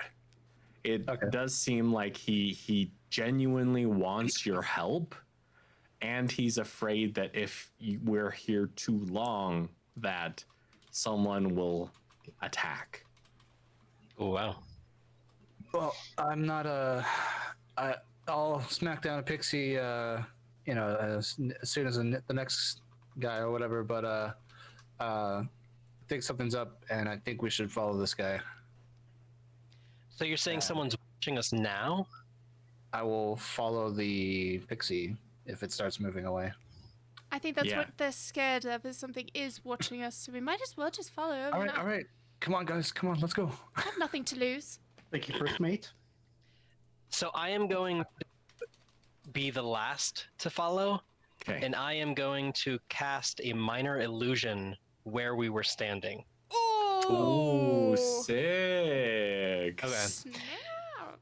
So I will, if it's okay with you, let's see. I haven't cast this before. It is a 5-foot cube. So essentially, I just want to create all of us standing in the places where we were, just kind of like a snapshot of just kind of like us And in the place talking. where you were. as we walk away. So maybe just like a little poof, you see a little bit of smoke, and then just like an illusion of all of us standing in a 5-foot cube, if that's okay. And then Yeah. hopefully, if someone was watching us, they would just keep watching the illusion and we can quickly trail off to go talk in private. Nice. That's sick. For some reason, I'm thinking, like you said, like standing in a 5-foot cube, and all I'm imagining is an actual like glass 5-foot cube, and we're just inside of it. Like people walking by, like, what's going on there? Like the cone of silence. Yeah. Perfect. You know what? I will award you an inspiration token for that. Nice. Oh, Yeah. nice. What do I need to do? Do I need to with cantrips? Do I need to? I can't remember. Do I need to roll anything to make sure it's effective, or are cantrips just okay? Right. Nice. You set it up, and then if I have someone inspect it, then I'll have them make a roll Okay. if they That's right. do Okay. anything. Right. Cool. All right. So this pixie will lead you out of the carnival, out past the unrelenting talent tent. There's just a little back entrance, and the pixie will lead you, I'd say, just into the forest, and he'll call out, I think I found some heroes. And here, all of you would see a light begin to manifest amongst the trees. At this point, as far as time goes, it is the winter, and so it does get a little bit darker earlier. At this point, the sky, I would say, if the sun were visible, you would see it just making its descent as darkness begins to dominate. And here is where you see that light. And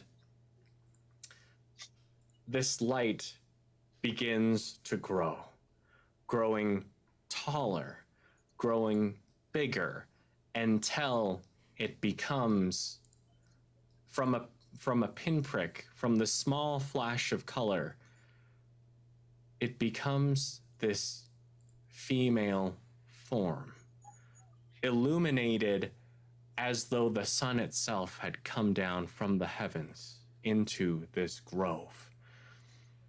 And the intensity of the light makes it almost impossible to determine her features, but it's clear that, well, she seems worried. Her eyes are the most visible.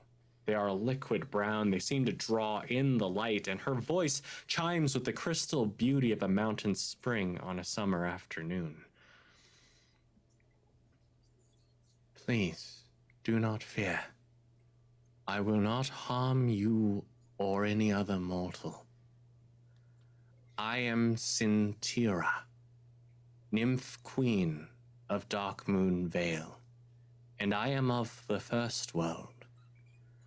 My court of Fae lived in these dark woods before the first of your kind set foot upon its verdant green. For an age or more, we have watched you from tree and shadow, through spiders' eyes, underneath the wings of sparrows, and behind the grubworm and acorn.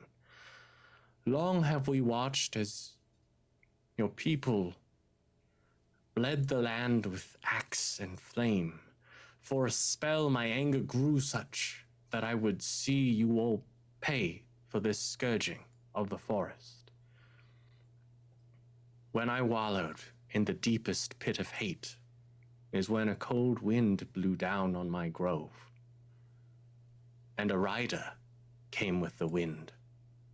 Atop a dead stag, and sheathed in frozen blades he came, and with a voice like ice on steel he promised me revenge. I agreed then, but now I know this course is ill. I only hope I have not awakened to the truth of this evil too late. When the rider came, my people changed. The cold froze their flesh, their hearts turned to ice. They forgot the green, forgot the woods. They forgot everything but hate. Now they come with the wind, led by their cold rider. They come to the carnival to butcher you and the rest of the mortals. And the only one who could stand against them is chained by bands of love stronger than iron. You must act quickly. My kin already begin their slaughter. Your people bleed. I feel their pain as I once did the torment of the trees. Pain is evil. Tree, beast, or man. It makes no matter, and no measure of cruelty can repair what has come before. Your kin suffer for nothing but spite.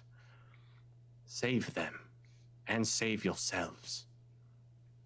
But, and you see her wave her hand across the snow, and you see a small collection of vials appear, and she says, "Take this with you, lest you offer yourselves to the frozen fae as lambs to a butcher. Drink this, and you will not fall prey to the rider's magic." He carries an iridescent purple flower of living ice called the Eye of Rapture, enchanted to cloak horror and agony in a guise of mirth and merriment. So long as this crystal remains unspoiled, your people will continue their revels as the Fae cut them down. You must stop the slaughter. Only by frustrating the Cold Rider can you force him to appear, so you can end your people's suffering, once and for all. Oh dear, maybe I am ready to get into a relationship again.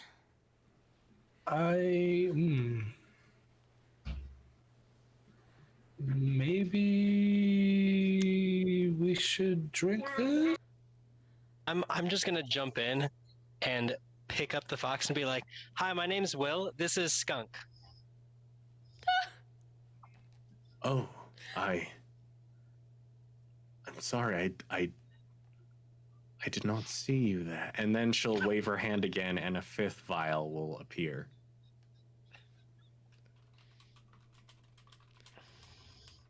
Oh, down the hatch. Honestly, I will do anything you say at this point. I'll take a drink. Oh. Can I make an insight check real quick? Yeah, do it.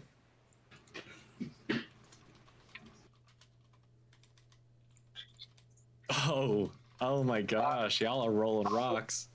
I will, I guess I'll kind of look apprehensively and nod to the pixie that led us there, maybe, if they're still there, and then down the hatch.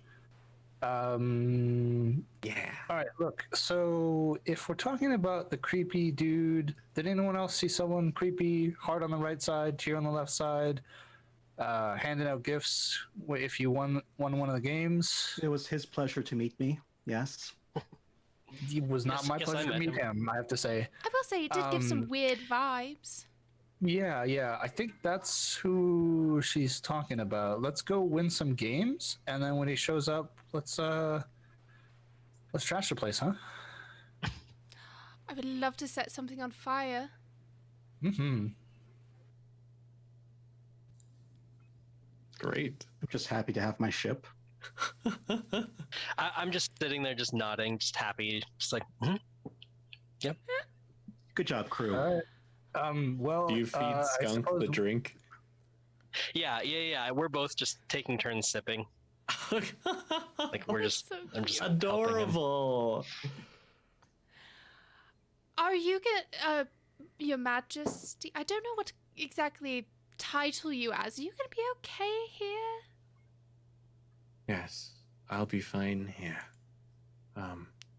Perhaps if you're successful, you can come find me later.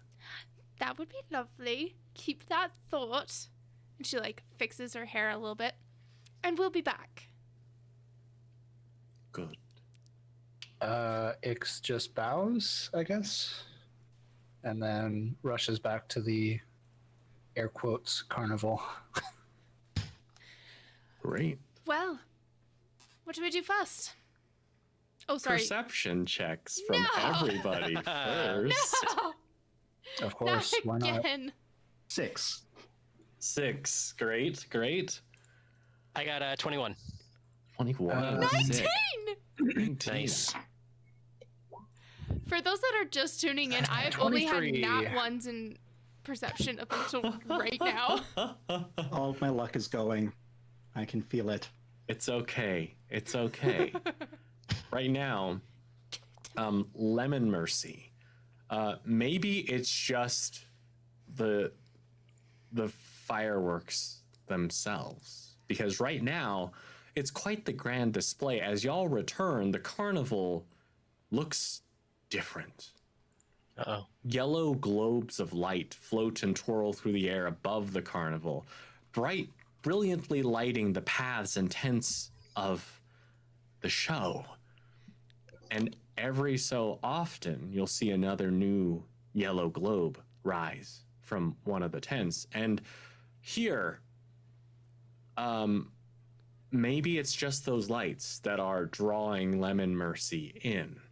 But for everyone else, all of you note that a lot of the people have gathered along the lake shore to witness the fireworks. At this point, the moon is high in the sky. Its light shimmers off the ice like pale ghosts dancing in the darkness. On the surface of the lake, the fairgoers revel and hoot, stomping their feet to music. And as scores of colorful rockets spring into the sky, they explode into glistening clouds of multicolored sparks that start drifting gently to the ground. And as these sparks drift on the wind, an unseen mist seems to lift from the scene. And in that moment, everything changes. The musicians continue to play, but instead of a lively dance tune, they're playing an eerie, haunting melody, dripping with sadness and cruelty. They stand off to the side with expressions of anxious expectation, while those colored sparks, they change in color to these dark, writhing leeches that fall onto the crowd, and you hear the sound of them latching on to these onlookers. And all of these, in spite of what's landed upon them, they're still laughing. They're still giggling. They're still clapping. One of them points at someone else's leech, and you see them laughing about it, saying, "Ah, you got one too." Could I have y'all roll an insight for me, please? Sure thing. 19. 19, great. Can you guess what I got? I got a nat 1. What on earth is Great. Looks like an 11 from Ix. What you got, Will? Oh, sorry, I can't hear you. Sorry, 10. Okay. Oh, technically Okay. I got a 4 if that changed Oh, anything. great. Because I had a +3, Oh, okay. but it's still that 1. In this case, it's just strange to you. You're not sure what's going on. I'm still beguiled by that goddess's beauty. Right, absolutely. Just thinking of what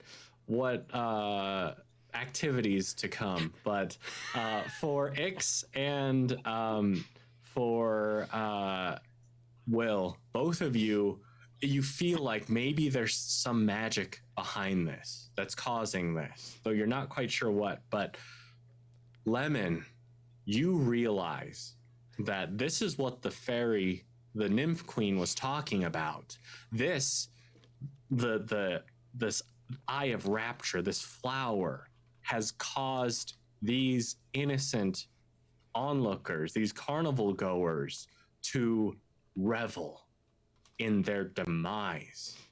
As you see the leeches begin to grow fat from their feast, the people just stand and clap and laugh, but you would see the look on their face. It's this pained laughter, as though it's as though someone is being threatened to laugh, to have fun. So, what do y'all do? Is there? Do we see any of the the groundskeepers or whatever you said, or kind of, or like the people that were running the games? So, here you wouldn't see the people running the games, but they're I would say they're the musicians that are working here. At this point, they look supremely exhausted, as though they've been playing nonstop for days upon days. I would say that you would see that from the strong ale tent, you hear something laughing, and it's a laughter that sounds maniacal. I guess that's where we're heading, crew. I feel really Yep. bad for calling that lady broken at the beginning now. Because she really is. Yikes. All right. All right, let's rush to the strong ale tent. I could Great. really use strong ale right now. So hopefully they It can wasn't actually that have strong. It Really? wasn't really that strong. No, it's like a 5%, honestly. I need at least 17. So that's not a beer. That's not an ale. As y'all enter this tent, you would see, of course, the same fairly athletic people, but they're as they're enjoying their drinks, you would note that it seems like half of the people aren't here anymore, and they're just branches and trees here. And you see your best friend Ix. He looks over at you and he's like smiling, and you just kind of see a look of panic in his eyes as he's smiling. And he brings that mug up to his lips and he drinks, and you see his skin begin to turn into the scales of wood and bark. As right before you, he turns into a tree, and you see that at the tap, happily serving up this concoction, is a dark ice fae. As he stands there, he's laughing maniacally, serving up another drink, handing it to another carnival goer who is happily grabbing it and then drinking it. But of course, you see the look in their eyes. I'm going to. Best friend! I shout, and I throw a psi knife at the dark ice fae. I guess. Aren't is you glad the you best didn't thing I can- drink it originally? Feels like it's initiative time, y'all. Oh no! Mm, You guys ready for another nat one? It's a Just got fight. one. Oh, fighting Okay. around the world. Jeez. 23. 14. Great. 2, Great. 3, 23. 23 for Lemon oh, geez, a Mercy. 6? Good That's fine. lord. 6 I rolled for a 2. Ace. What have we got for Carla? Sorry about 14. that. I missed No, you're good. 14. So not a nat one. And for Will, 8. 8. That's advantage on rolling initiative. My Great. first roll was a nat 1. All right. All right. So maybe in this case, Lemon Mercy, once you caught the insight earlier, you realize what's going on. You have the first turn. What are you going to do? Shoot, do I know anything about these types of creatures? Hang on. I'm going to show y'all what these look like real quick. I'm going Ooh. to show to everybody. Nice. Ooh, Nice. That's cool. ice, ice. Yeah. It's a high elf that never clipped their nails. So, How far is it from me? I'd say from the front of the tent, it's probably about 25 feet from you. Okay. I am going to rush in, I guess, with my short sword pulled. And with my ability, rakish audacity, I don't need advantage on the attack roll to use my sneak attack. Nice. If I am within 5 feet of the creature and no other creatures are within 5 feet of me, and I don't have disadvantage on the attack roll, I get a sneak attack. Oh, snap. Okay. Give it to me. So let's do this. My short sword. Where is it? My short sword of warning. Great. 14 plus 6, dirty 20. That'll definitely hit. Excellent. Pretty alright, I guess. Then for damage, first up, 1d6 plus 3. Great. That Great. is 6. Awesome. So that's 9 plus. Oh, what is my sneak attack? It is 3d6. So 9 plus another 6. 1, so that's 7. And 5, 12. So an additional 12 damage. Dang. And he's down. Okay. I'm just kidding. Wow. Okay. I mean, That's he's 21 not down total. yet, Yeah. but you And then- cut him good. Goodness. For my bonus action, well, another one of my abilities, class features, if I attack a creature, this is my fancy footwork, the creature cannot make an opportunity attack against me, so I'm going to use my bonus action to dash and dash backward. Nice. Okay. Great. Great. All right. Are you dashing backwards back towards the entrance of the tent, or are you just trying to make some distance while staying within? I'm just trying to make some distance while staying within. Perfect. Perfect. Okay, that was a fantastic first strike. Does that end your turn, Lemon Mercy? Yes, yeah, that was my bonus action. Yes, it does. Okay, great. Great. Now it's this guy's turn. And what he's gonna do is he sees y'all and he says, "Why do you want to ruin our fun?"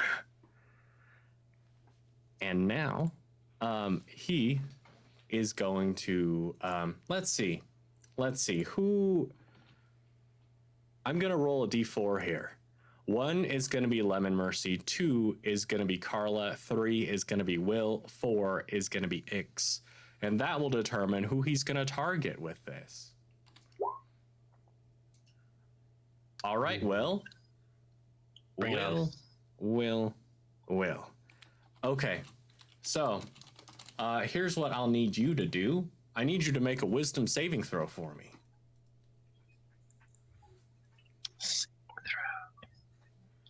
You're trying to beat a 15. Meet or beat a 15. 17. Oh, thank goodness. Because what you see is that with a mug in one hand, he gestures those long, sharp fingers towards you. And all of you would note just these gnarled branches begin to appear as though a crown atop Will's head. But thankfully, you're able to steel yourself against him as the two of you make eye contact. And you see him waver a bit. You're able to gain the advantage, and it does not take hold upon you. Now, Carla's up. Carla's trying to make sure her phone doesn't die. Okay. Okay. Do I need to make any movements towards him, or am I close enough to make an attack with some daggers? Are you throwing them? No. Oh, you would have to move up to him, because I Okay. would say from the entrance, about 25 feet. Cool. I have a dagger of venom that I want to hit him with. Snap. Okay. Roll the hit. Let's see what you got. 17. That'll hit. Give me your damage. Yes, sir. 6. Oh, snap. Okay. And tell me what a dagger of venom does for the folks at home. Let me read it. Let's see.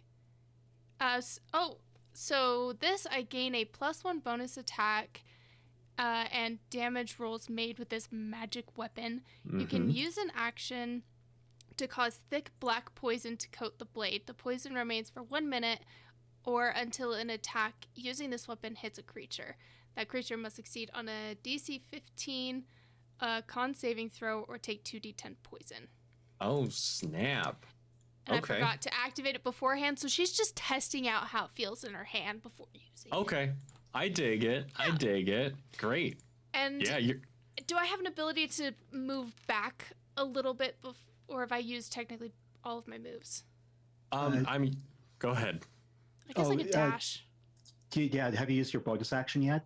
I haven't. Because you can use your bonus action to disengage, so the Dark Eyesway won't get an opportunity attack against you, and you can use the remaining 5 feet of your movement to step back. Point. Yeah, let's do that. Great. Thanks. So with a very, very good stab, he's still kicking, but you are able to very deftly move out of the way so that he's not able to try to take a swipe at you. Does that complete your turn, Carla? Yes, and to add a little bit of flavor to the way that Carla moves, if you guys have seen The Kingsman, like the prequel one, the way that oh crap, I forgot his name. The Russian guy. Shoot, what is his name? Rasputin? Yes, the way Rasputin moves is more like dance fighting. That's the way that Carla fights. It's more like a dance. Oh, I dig it. Or like Michelle Yeoh in Crouching Tiger, Hidden Dragon. Oh my gosh, I love that movie. Yeah. Oh, snap. Okay. Yeah, I dig that. Very, very graceful. Yeah. At this point, before I move to Will, just because this might affect what you want to do, could I have everyone roll a perception check? Oh no. Perception. This is going to be a big initiative for the rest of this. 21. 6. Great. 26. Great. 21. Excellent. So maybe it's because Carla had just barely had to evade a bit to make sure. She's honestly just not that perceptive. She's just not. Hey, I'm trying to give you the benefit of the doubt. You're appreciate it. focused on the guy.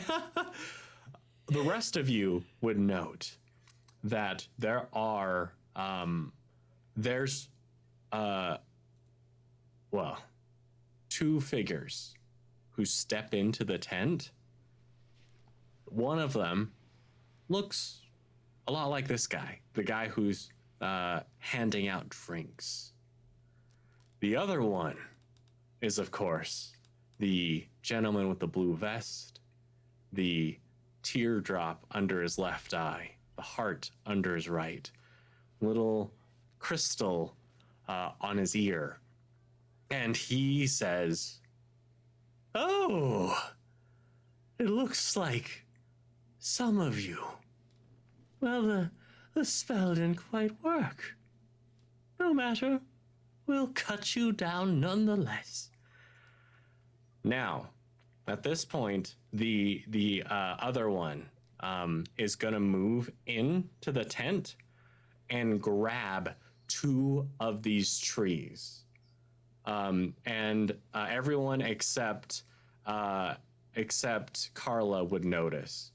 They grab two of the trees, one of which is your best friendo, Ix, Best friend.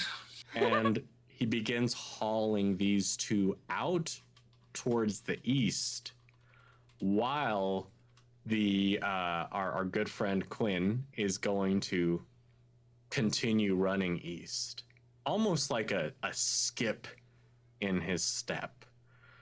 Now, Will, what would you like to do? I was just gonna change. I think that changes. So they've left, right? Those two, Quinn and the other Ice Fae, Right. Yes. have left. Okay. All right. Mhm. I was gonna include them in my action, but If you want to run out of the tent, how you can far follow them. are they? I would say from the entrance, about 30 feet. And so, how far am I from the bar? Because if I'm at the entrance, is it? I don't know if this is gonna. This might be a stretch. Can I pitch you what I'm gonna try to do? Do it. Pitch it.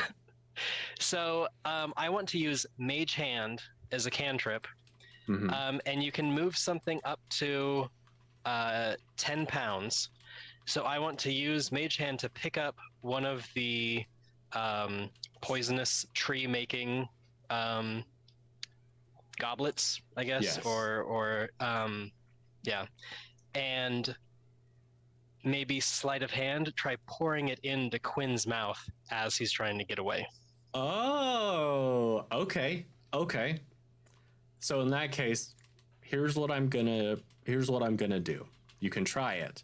I'll have you roll either an Arcana or a sleight of hand. Either one. Whatever that number is, I'm gonna have Quinn do a little dexterity saving throw Yep. to see if he can duck out of the way of this. Okay, so I'm gonna pick sleight of hand. Great. 15. Okay, let's see. I'm leaving it all up to. What was it? So, in this case, you're able to maneuver your mage hand over to him, and you pour it, and you do see it begin to go into his mouth. And as that happens, you see him like turn, and it's like you still see just a little bit of the dribble on his lips, but his face begins to get like those scales. He begins to try to maneuver towards you, and you see his legs are now firmly rooted to the ground as the rest of his body is taken over by this tree form, except for one thing, and that's the little crystal earring that is still hanging on the tree. Can I make a perception check to look around and to notice the diamond earring? Sure, with disadvantage. Dang it! Considering how deep you are in this tent. But if Okay. that's cool with you, Will, I'll have that. I mean, that would have taken your Yeah. action. Yeah, that's good. And I'll just as he turns to a tree, I will just point to him and say like, "That's what you get for messing with skunk." Nice. I got an 8. You don't notice it. I'm wanna sorry. steal it. I'm sorry. It's okay. I forgive you. Will, is there anything else you'd like to do? You've So I used have your action. I have a bonus action, but I don't know if I really necessarily need to use. I could dash or disengage, but I guess I could just get out of there just so he can't maybe have a reaction or anything. So I'll just dash further into the tent.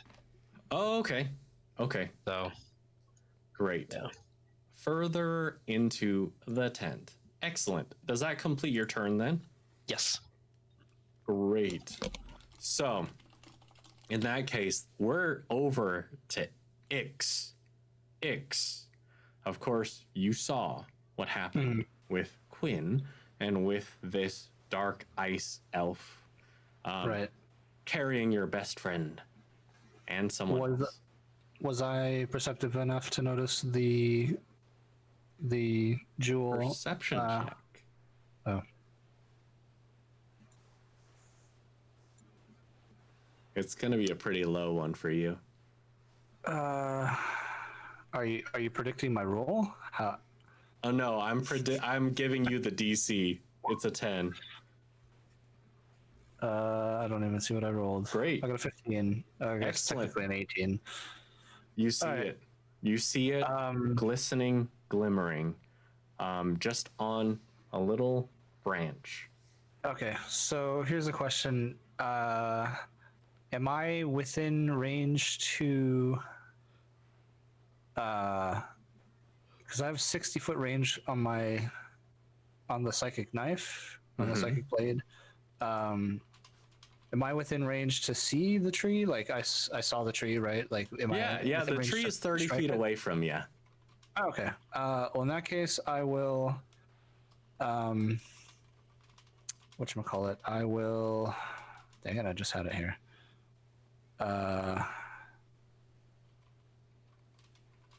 What was the thing that I asked? Oh, I will steady aim, so I'm not going to move, so I will get advantage on my next Great. attack roll. Great. Make that psi knife, and then throw it. I guess. Well, if it's a called shot, does that mean it's a disadvantage? So it'd be like a regular attack roll, then, right? What kind of called shot are you aiming for right now? Oh, just the jewel. Like I want to knock it off the tree. Oh, okay. No, you'd be able to hit it. Like the tree isn't. It's not. It's very clearly not moving. Okay, so it doesn't have to be a called shot. So it could be No. just at advantage then. Oh, Yeah. delightful. So, right now, basically, just don't roll 2 1s, and you're good. You say these things. Nice. Oh, even better. 2 20s. 2 dirty Nice. 20s. Nice. So, are you aiming to strike the jewel itself? I think so. Yeah, and then I mean, Okay. if it happens to fall off, then it happens to fall off. Side Great. note: I don't get secret. I don't get sneak attack, right? Because it's not a creature; it's just an object. I mean, in this case, you don't need it because it's fragile enough. Fair enough. You hitting it, you immediately see it burst open, and you see a shimmering light fall from the jewel, and it begins to grow in size, and you see a woman lying on the ground.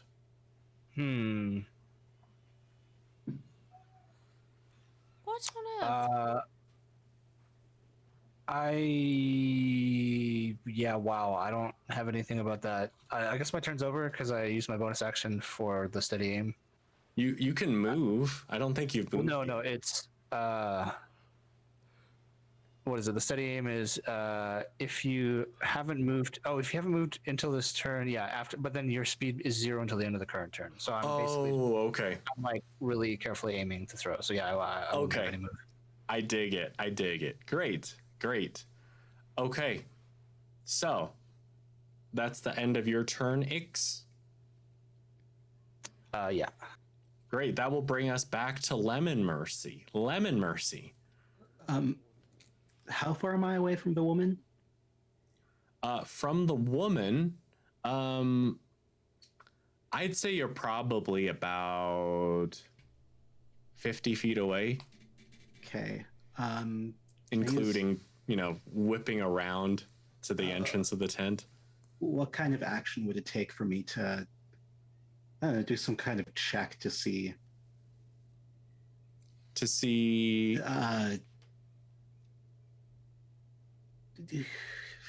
Arcana or something, just to perception to, I don't know, this random woman just popped out of a necklace or an earring. Great. So I want to see what's up with that. Right. Do an Arcana for me. Okay. 18. Great. So I'll tell you that this would be a type of fairly complicated high-level magic that would imprison someone within a crystal, in which they wouldn't be able to find any way out on their end. Of course, breaking it, you'd be able to get them out. But otherwise, if someone's defending it, guarding it closely, you basically have that person trapped for eternity. Okay. Do they look injured or just kind of shell-shocked? They look unconscious. Like they don't look HP unconscious, or they look like they're sleeping. They don't look like they're physically hurt, though. Maybe like as far as their hair, and like it looks like they might have been crying, and it's been a little while since they've been able to like wash up or anything. Okay. Okay, so there are 2 opponents left. Yes. So the main one is over pretty far over by the Titan wheel. Right, with 2 trees in hand. Okay. And then who's the other one? There's the one that's holding a mug, that's dishing up beverages. This was the one you hit first. And Carla followed up with a strike as well. Okay, I'm going to... Let's see, who's next? Carla, you're coming up, right? Yeah. Cool, I'm going to give you advantage in your attack by being within 5 feet. So I'm going to run right up to them. If it's sacrificial, do my own sneak attack by being the only creature within 5 feet of them. Great. So... Show me what you got. Merry Christmas. Guess I'm still using my short sword.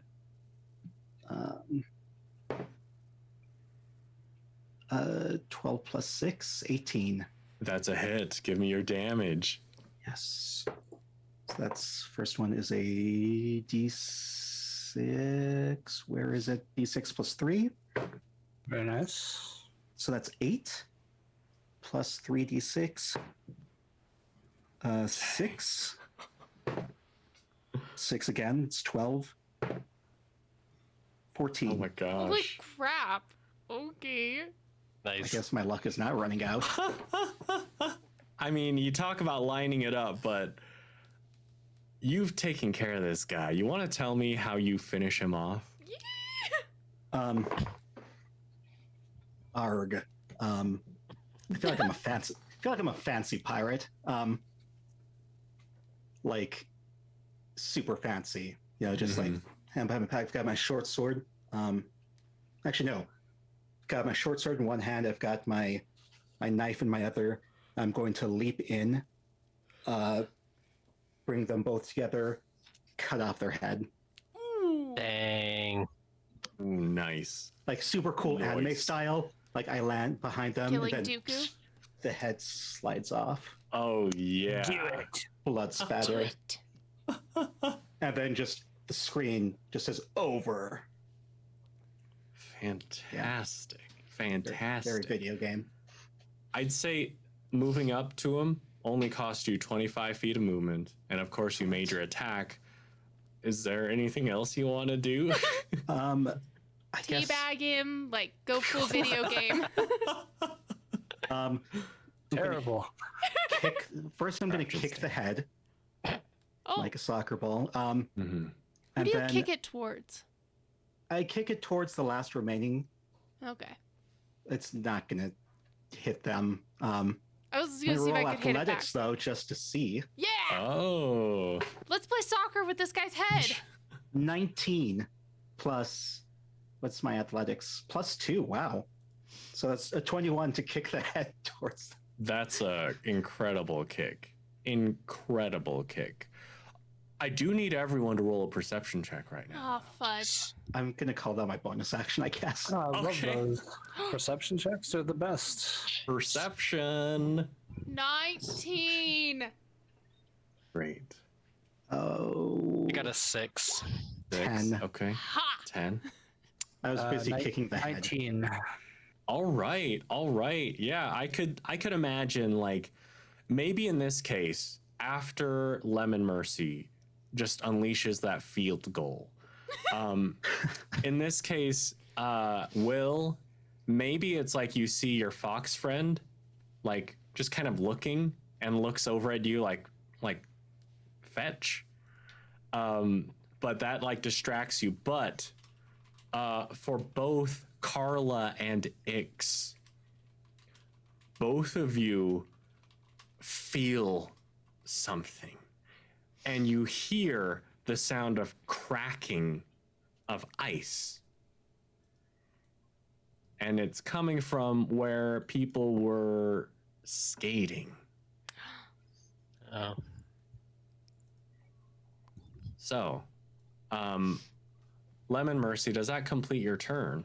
Yes. Okay, that will bring us to Carla. Carla, what you want to do? Is there anybody remaining?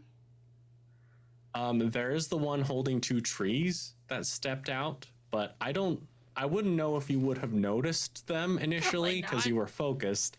But you did hear the sound of cracking ice up north. Okay. So just kind of in a concern for the noise, she's just gonna run to the door and look out. Mhm. And then can I roll another perception to see if I see that other person? Yes, do it. Okay. Ooh, 16. Great. So, over past where you saved the gnomes from that mechanism, past where people are looking at fireworks, you would see coming across the ice.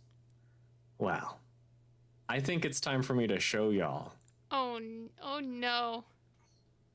Hopefully y'all see him okay. Oh, jeez. Oh boy. As his mount is I like this horse. forward. He steps forward amidst the mists, amidst the snow, and he's looking in your direction. So, Oh dear. She's gonna pop back inside. We have 2 choices here. We can either go outside and fight an even gianter creature, or we could stay here and loot the bodies for tickets and hope it goes away. The tickets are for the beer, the ale, the stuff that turns people in the trees. So Shouldn't we take them though so no one free. else can redeem them? yeah, they're Fey tickets. Look, and I like. Can I sleight of hand like take some tickets and like drop them out of my hand, but in a way that makes them like maybe disappear? Like I throw my hand up and I catch them in my other hand or something like that. Oh, So absolutely. like I'm not trying to magic them away because I don't have magic, but I'm just doing the next best thing. Yeah, give me that sleight of hand. I'm all for people doing magic tricks. I'm not even good at sleight of hand, but here we go. Oh, normal. And I Normal didn't get a roll. proficiency in sleight of hand because I thought everybody else was going to. Oh wait, hold on. So I'm gonna use one of my. I don't know if that fails or passes, but I'm gonna use one of my psychic dice. Let me double check. Ooh. Here. It modifies my skill. Sorry, psionic power. So I can just use it to add to my. Which are each d6. The energies represented in your psionic energy dice, which are each a d6. You have a number of these dice equal to twice your proficiency bonus. And then I can, I can add energy dice, one psionic energy dice, and add the number rolled to the check. All right, so I can add a d6 to that. So I will do that, just because why not? It's cool. Great. 3. Great. So I got a 14. Not the best, but. Yeah. I'm trying to make it appear to Carla that like, look, these tickets are they're nothing. They're just fame garbage, and then just like try to do my best to, like, oh look, it's disappearing. But Sleight of hand. Yeah. Didn't the goddess tell us to get tickets or something? No, she told us to stop the guy outside. You don't sound I'm at the doorway. very Would I be able to point at him? convincing. Yeah. Yeah. Hey, if you want a shot at her, I feel like you got to take the guy down. I mean, I'm still going to anyways, but I still recall something about needing tickets. You sure that wasn't on a train on the way here? Tickets, please. I'm gonna roll history. Absolutely not. And so I'm going to go and loot some bodies. Oh my god. Um, Can I peep out and see how close the guy is now if he's approaching? 5. Right at the moment he's standing. Would you roll perception? Oh, I love perception. It's the best. So great. That noise. That is a 22 with my additional from expertise. I got 3. With a 22, you also see a smaller figure standing slightly behind him. And I'm going to show you what he looks like. Oh. He stands there, gaunt, holding 2 blades, but he seems so tired, so sad, and ready to fight. Do I need a knowledge of some sort to figure out who he is, or would I know anything about him? Is that history, or I don't know what Fey is. Is Fey nature? Fey's not nature, right? Well, roll an insight for me, because you did hear something earlier that you might be able to decipher. I got a 15. Just flat 15. Okay. So, I will tell you that as far as what she had said, she did mention someone who could stand against the Dark Fae, but this someone being chained by bands of love stronger than iron.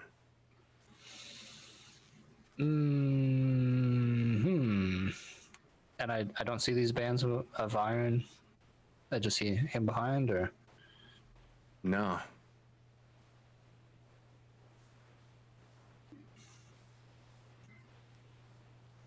So. At this point, I mean, on Carla's turn, she's looting tickets. Yes. Okay. I'm going to. Can I? can I use this ability? Go for it. Carla gets 4 tickets. Ugh. Oh, absolutely. I have 6 now. Okay. So now I'm gonna use Psychic Whispers, which means that all of us can talk telepathically now. Nice. Oh no. Or I guess it means that you guys can talk telepathically with me, and I can talk telepathically with you. But So you guys can't talk telepathically with each other. okay. Oh, yeah. Yeah. So you'll be the middleman. Yeah. Just call me Ix Middleman. Great. So I'll just relay to them, hey, there's this. I'll just tell them what I see, basically. That there's this Alright. skinny dude that looks tired and lanky, and then looks like he might be from a book about vampires fighting werewolves, If you could he might be cast in the movie version of a book about vampires and werewolves fighting each other. If you could stop describing me as a person, that would be great.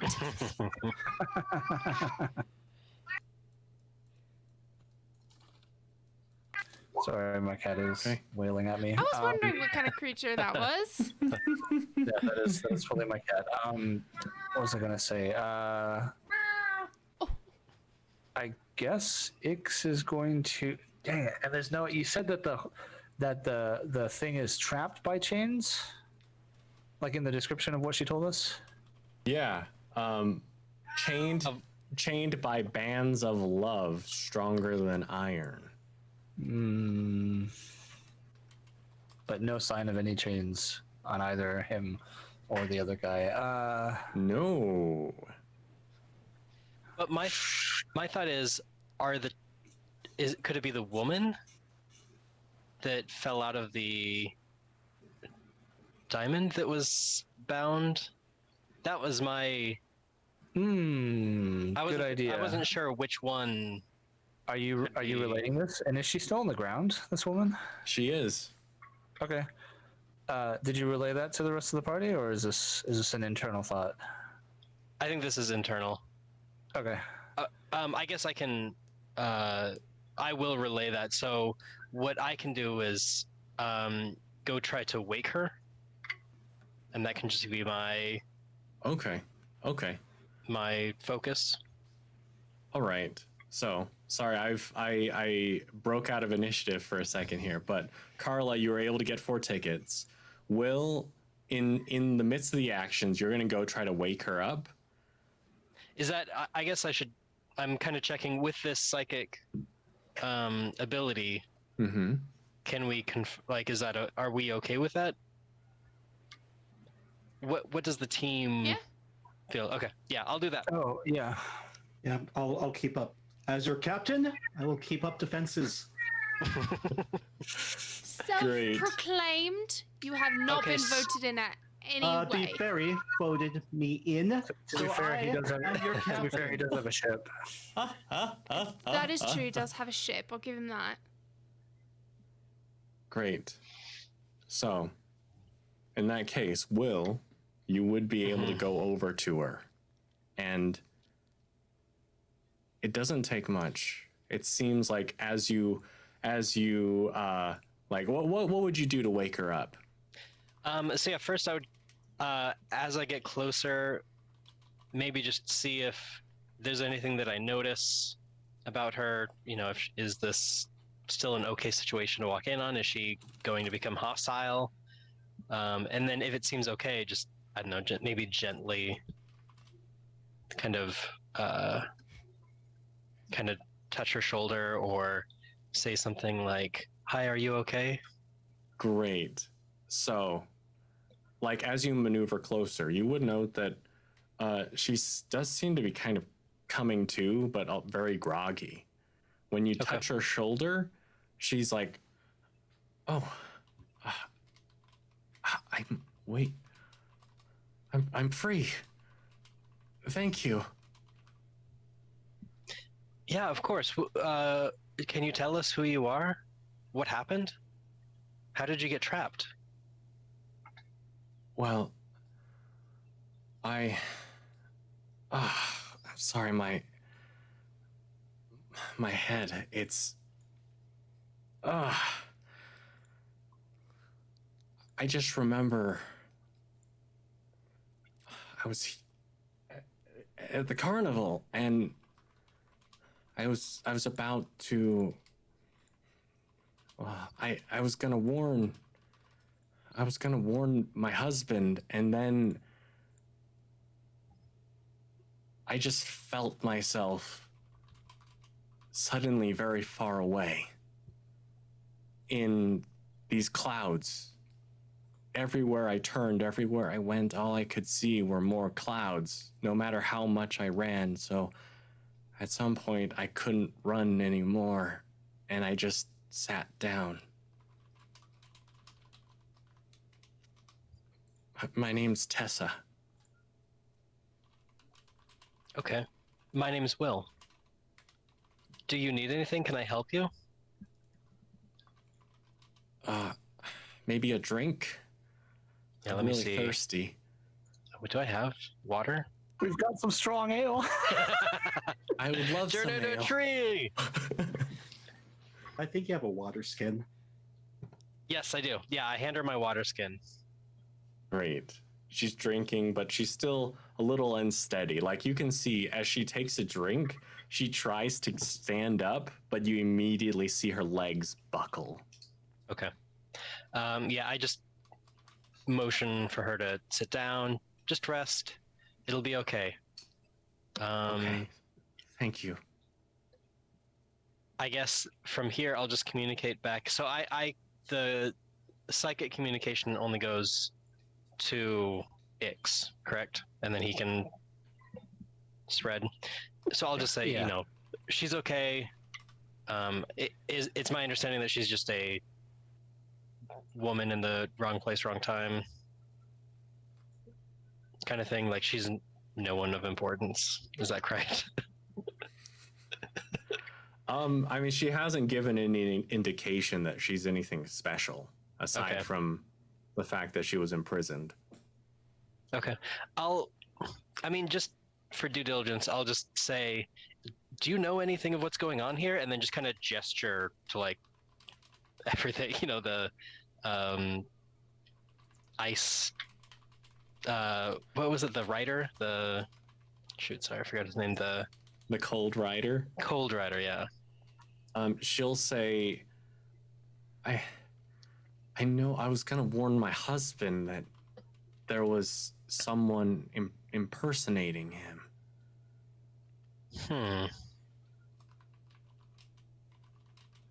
Who is your husband? Namdrin Quinn. Okay. Is your What does he look like? Yeah, so can you describe him? Yeah, he's the most enchanting man I've ever seen. He has Not helpful. long dark hair. He charisma for days. In fact, I met him here when I saw him do his sword show. Is it two swords? Yeah. Okay. And can she see him, or is he She Ix the only cannot person? see him from here. But Okay. I'd say I'm gonna have to move on from your turn Yep. right now. Yeah. Just due to the timing. But we'll shift over to Ix. Ix. What you gonna do? Is he relaying this information to me? Yes. All right. I mean, we all, as a player, I know what's going on here, but would I know what's going on here as a character? Roll an I'm not insight. All right. Nat 1. Insight Nat- on myself. Nat 1. Nat 1. Join the club. Why would you say those things? 14. Yeah, I'd say you're able to connect the dots. It feels like, as far as the bands of love, stronger than iron. Well, though not necessarily literally, but Yeah. wedding bands. He's probably, yeah. He's also probably like, hey, unless you work for me, I'll kill your wife since I've trapped her away, blah, blah, blah. So I think Ix is just like, and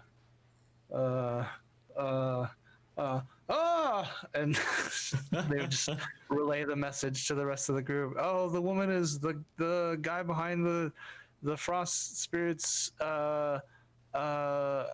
Yeah, just behind the frost spirit. They're married. They're married, and the creepy guy was keeping her trapped so that he would work for him, but he's the only thing that could stop the ice spirit. So yeah, let's tell him, hey dude, your wife is free. She's free. She's here. She's alive. And I'll try to get I'm so bad with names. Sorry, I don't have the cards up. Will, Carla, Lemon. Was it Will that was over by the woman? Yeah. Will, bring her over here so you can see. Yeah, and then I assume I can do that on my next turn. Yes, Okay. absolutely. Oh, Great. I mean, technically, if she's standing, I was like, what, 30 feet from Yeah. the guy, right? I could 30 feet out and then 30 feet dash as a move to carry her over. Like, I'd imagine at least over here would be line of sight. Or I guess I could move her up here. Oh, I don't want to get her okay. super close, but I'll like move her kind of like, I guess, here around so that the fate you hate isn't in the way, or the Titan wheel isn't in the way. I dig it. So, you have her. You've communicated across your team. Does that complete your turn, Ix? I guess, yeah. That will bring us to Lemon. Of course, you've heard all of this through Ix, like one side of the conversation each time. So, yeah, okay. So what's the deal? Okay, so that's her husband. Yeah, and then that they were basically keeping her hostage to make him work for this ice dude, and the queen was saying that he is enough to stop the ice spirit guy, the ice. I don't know. Is he Fey or was he? Yeah, he's Fey technically. Right? Oh no, he just showed. Yeah, the Cold Rider. He just showed up, so we're not even sure, but that he's enough to stop the rider, and the only reason he didn't was because his wife was captive. But now she's not. Hooray! At least that's what I'm assuming. That was great. Not sure what to do.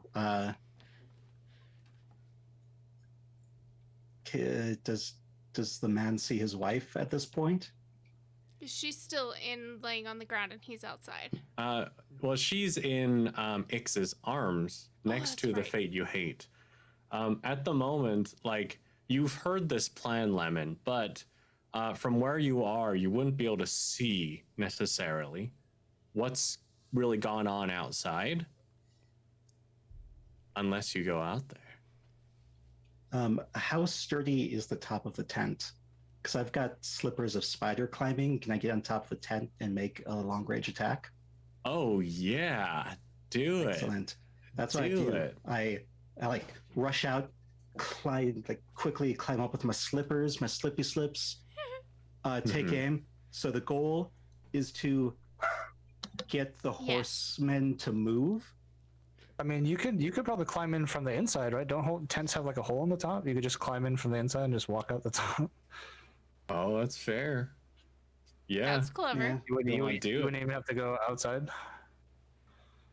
All right. Yeah, I do that. It's like a crow's nest on a ship. Yeah. nice. Sticking up, pull out bow and arrow. The goal is to distract the horseman so that the dude can see his wife. Like get the horseman out of the way. And so Excellent. I pull back, let loose an arrow. Show me what you got. 17 plus 6, 23. That'll hit. Give me your damage. Yes. Dang boy. Short bow, 1d6 plus 3. 4 plus 3, 7. Great. Great. So, your arrow flies true and you see it strike into the chest of this cold rider. And what you see is it sticks in, and there's a very noticeable hole that it's leaving. Could I have you roll a little insight for me? This is a free insight for ya. 7. Okay. Yeah, I'd say maybe like after the shot, you're just remarking on the hole itself, but you don't notice what happens after. Okay. I'm too far away. Right. Is there anything else you'd like to do? For my bonus action, I can dual weapon. Well, for my bonus action, I can attack with a bow and arrow again, right? But I just can't add the modifier to the damage. I'm not sure. Or I'll is give that it to you. Directly Go for with. it. Okay. No, I think that's just with 2-weapon fighting. Oh, right. Yeah. Okay. Okay. I don't think. Let me. Bonus action. Nope.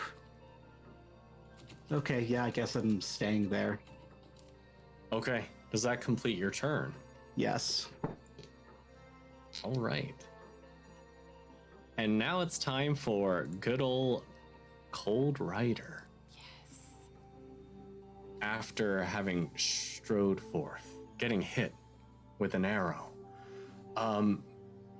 Well, I do need everyone, except Lemon, because I already had you roll. Everyone else roll an insight for me real quick. But as he stands on this frozen ice, he does yell out a challenge to you all.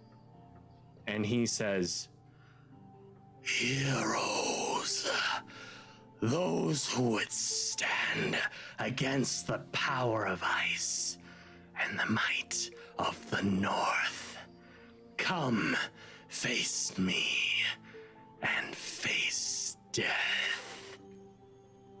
No, thank you. So, what we got on those insights? Looks like a 16 for Ix. I got I a got an 8. nat 1 again. 8's nat 1. Erica, you need to throw your dice straight into I'm the using. microwave. I really, I'm gonna start actually using my dice because I was like using the one from D&D Beyond, and I hate it. I'm using my own. no. Yeah, absolutely. That's why I've been using my special lemon dice. Nice. Thinking we should go with the fancy quartz. There you go. So, he, in his position. Oh man. He's got, 2 visible targets here. He does see Ix, and he does see Lemon. 1, Ix. 2, Lemon. Oh, Lemon. All right. So, first, he's going to move atop his ice stag. And it's pretty substantial. And now, Lemon, I need you to do a good old Constitution saving throw. Okay. I'll give you advantage on this because you are in a pretty good position that, if need be. You Oh, might I'm glad you did, because I fall just there. rolled a nat 1. Ooh. And then I got a 4 plus 3, 7. My luck ran out. Uh-oh. Okay. Here we go. Because what he's going to do as he charges forward, he's going to thrust forth this ice lance, and you see shards of ice begin to fly straight at you. And unfortunately, a 7 is going to fail. So that'll be 19 points of cold damage. Yikes! Dang. It's like How half you my doing? health. How you doing, Lemon? 24 out of 43. Okay. Now, in this case, he's focused in on Lemon. He fires forth that blast of cold, but that's it for him. That will bring us to Carla. Oh, guess we're doing this then, huh? So she's gonna take some movement. Wherever I am. I've lost my. Oh, huh. I've never actually moved myself. Sorry. My bad. So she's gonna move 5, 10, 15, 20, 25, 30. Right about here. Is that a good Great. enough distance for throwing knife? Or do I Yeah. need to be a little bit closer? Yeah, I you'd think be the able range is like 30 feet. Okay, Mhm. sweet. You're good. So I am going to use that dagger of venom. So I'm using an action to cause thick black poison to coat the blade. Remains for Mhm. 1 minute. The creature must succeed on a DC 15 con throw or take 2d10 poison damage. Nice. Okay. So. I dig it. Oh wait. I'm using my dice. Hold on. Great. Show me what you got. Natural 20. I'm not even kidding. Sick. Cry. Sick. I think that means your Okay. extra damage gets doubled too, right? Maybe, I don't know. I haven't paid that much attention. Yeah. Cool. Give it to me. Okay. Let's see. Okay, that's a 14. Oops. Okay, so now he's got to do a DC con saving throw. Con saving throw. All right, here we go.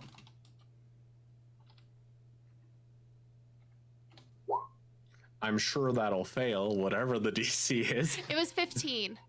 Great. Okay. All right, give me that sweet damage. So he takes 2d10. So let's see. 9 and 0. So that's 14 plus 9. 23. All right. That's the double damage. I don't think so. I think that was just the 14 from my regular damage plus the knife. Great. Because you pretty sure doubled the damage on everything. Yeah, give me that too. 29 plus 29? No, you roll again. Oh, I just rolled. Okay. I was like, Yeah. that's a lot. Yeah. 18. Sick. Oh my gosh. All right. Oh man. All that poison. It's as your dagger strikes, you see that green begin to pulse from inside his stomach where your dagger is sticking out. It begins to pulse and emanate through his body, and you see him start to weaken considerably, but he is still alive. And he has my knife in him. Yes. Rude. I Does will that have one more, so. great? Does that complete your turn? Yeah. Okay. Come at me, bro. Ix, I need you to do something for me. All right. You are holding his wife. Right. Namdrin is looking at you with a look of like it's like you can kind of see he's assessing, and you see like a look of like almost as though he views you as an enemy because you have his wife. What do you do? Oh, is she able to stand by herself? I'd say that her ability to stand, it's quite a bit hampered by all the time she's spent in that dimension, in that realm. Okay. She wouldn't be able to stand by herself, but you might be able to make some sort of plea. She's quite weak. Even calling out would be beyond her from this distance. Okay. Is it my turn to act, or? He's looking at you. I'm giving you a chance to react with something that will help you. I'm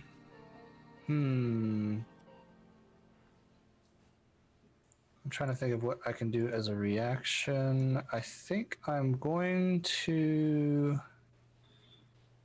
Too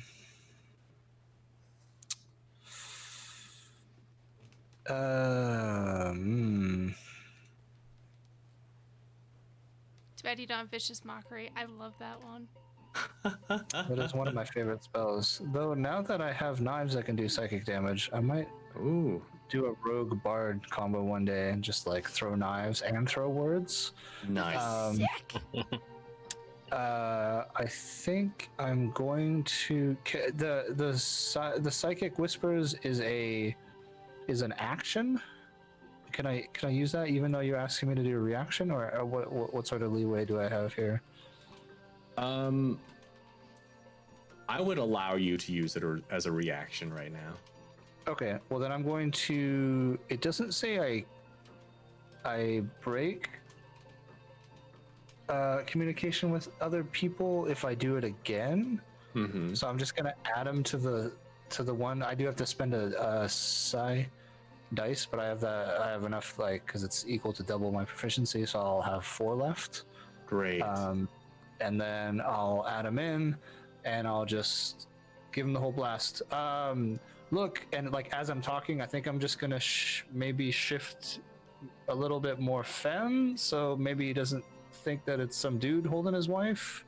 And just be like, look, we fought a fey creature. He had a crystal on his ear. We broke the crystal. Your wife was in it. We're just trying to get her back to you. Please help us kill this guy.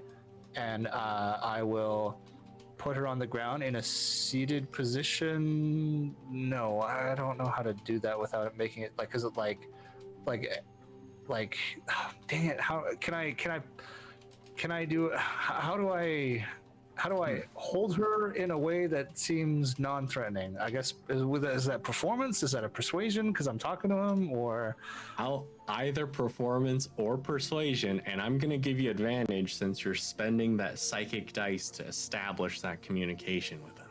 Heck yeah. Okay. I guess persuasion then, and then at advantage, submit, and then before that can even be. I got a nat 20. So I guess I don't need to add my psychic dice to add d6. So that's that's good. That's good. Yeah, you're able to communicate everything directly to him, and you immediately see something click in his head, and you see him turn to face the Cold Rider. Now, I'm gonna, since you were able to do this, and this was, of course, I mean, Will, you were instrumental in this too. I'm gonna have each of you roll a d20, and these are his attacks against the Cold Rider. Oh, I changed my dice. Look how pretty this thing is. Oh, yeah, I got a nat 20.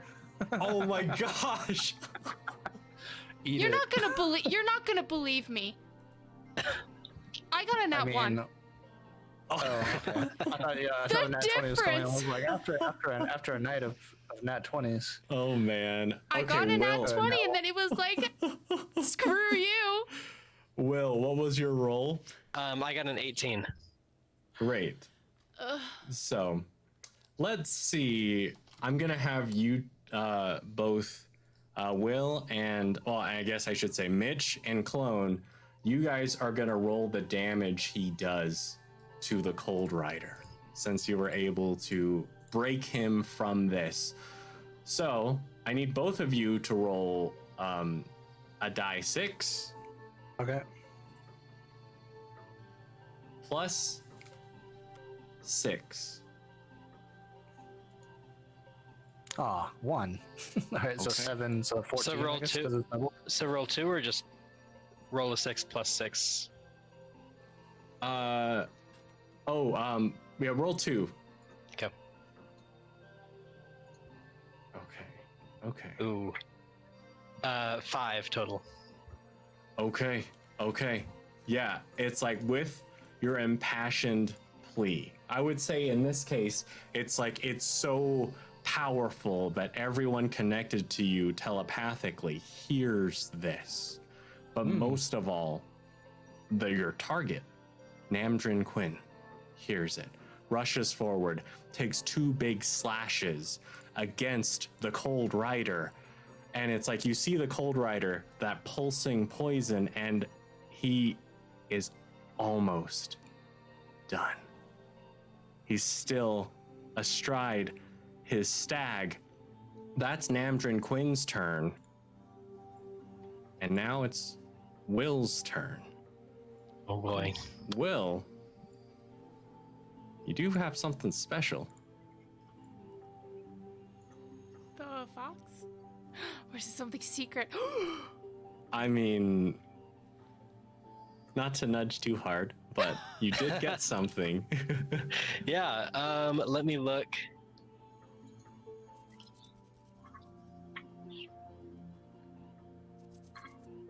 I'm so excited. Okay. The Cloak of Displacement? No, this was Oh, something my you bad. got during the session. I have not been paying attention to what other people have got. There was the words that resonate of, Oh, that's right. The letter. yes. Oh, Um, yeah! So I opened up from where I went to the fate you Yeah. hate. Yeah, Okay, so yeah, I guess now I'll open that up to see what it is. it's a wand. Okay. Oh! All right.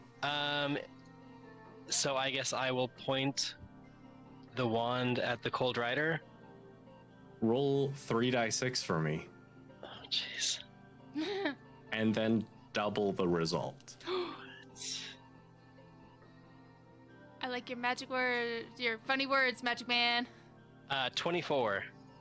All right, because what happens here is as you wave this wand, remembering the words of using it when the time is right, using it wisely, what you cast, it resonates through the inside of the Cold Rider as the spell creates this sonic explosion. And you see the bits of ice that they're trying desperately to reform. They're trying desperately to recling, but that explosion, I will give you a little peek behind the curtain here in that it is vulnerable to this type of sonic damage. And as a result, it cannot regenerate and it shatters. And you see this shower of ice and little bits of what looked like armor, but it was simply ice fall. And Namdrin Quinn standing behind this stag that is slowly melting back into the ground and looking at his love. That is, of course, in Ix's arms. And y'all have defeated the Cold Rider. And my apologies for going over time, but that is the end of Carnival of Tears. Yeah. That was Um, epic. That was Holy awesome. crap. Y'all are awesome. I Thank you tip my for hat to you. your many hats. Oh yeah, it's the stack. Cool. Oh my I'll gosh. pass it over to Erica for you to take us home. Yes. Oh my gosh. Thank you so much. That was one of the most enjoyable games. That was incredible. Thank you so much for DMing this for us. And thank you to Hungry's Clone and Mitch for joining us. And of course, Mika, he's just going to be here all the time because he's just that cool. So if any of you have come in late or you're going to miss it or want to rewatch it for some reason, this will be re-uploaded to our YouTube channel that was just created. So there's a link in our bio thingamajig to our YouTube channel, so go ahead and check that out if you missed anything. But once again, we're Roll D5 and we have a couple other fancy one-shots coming your way. We also have a Q&A coming up on the 29th, so if you think of any questions, feel free to tweet us, put it in the comments, and we'll answer your questions. So thank you so much. Have a great rest of your evening, everyone.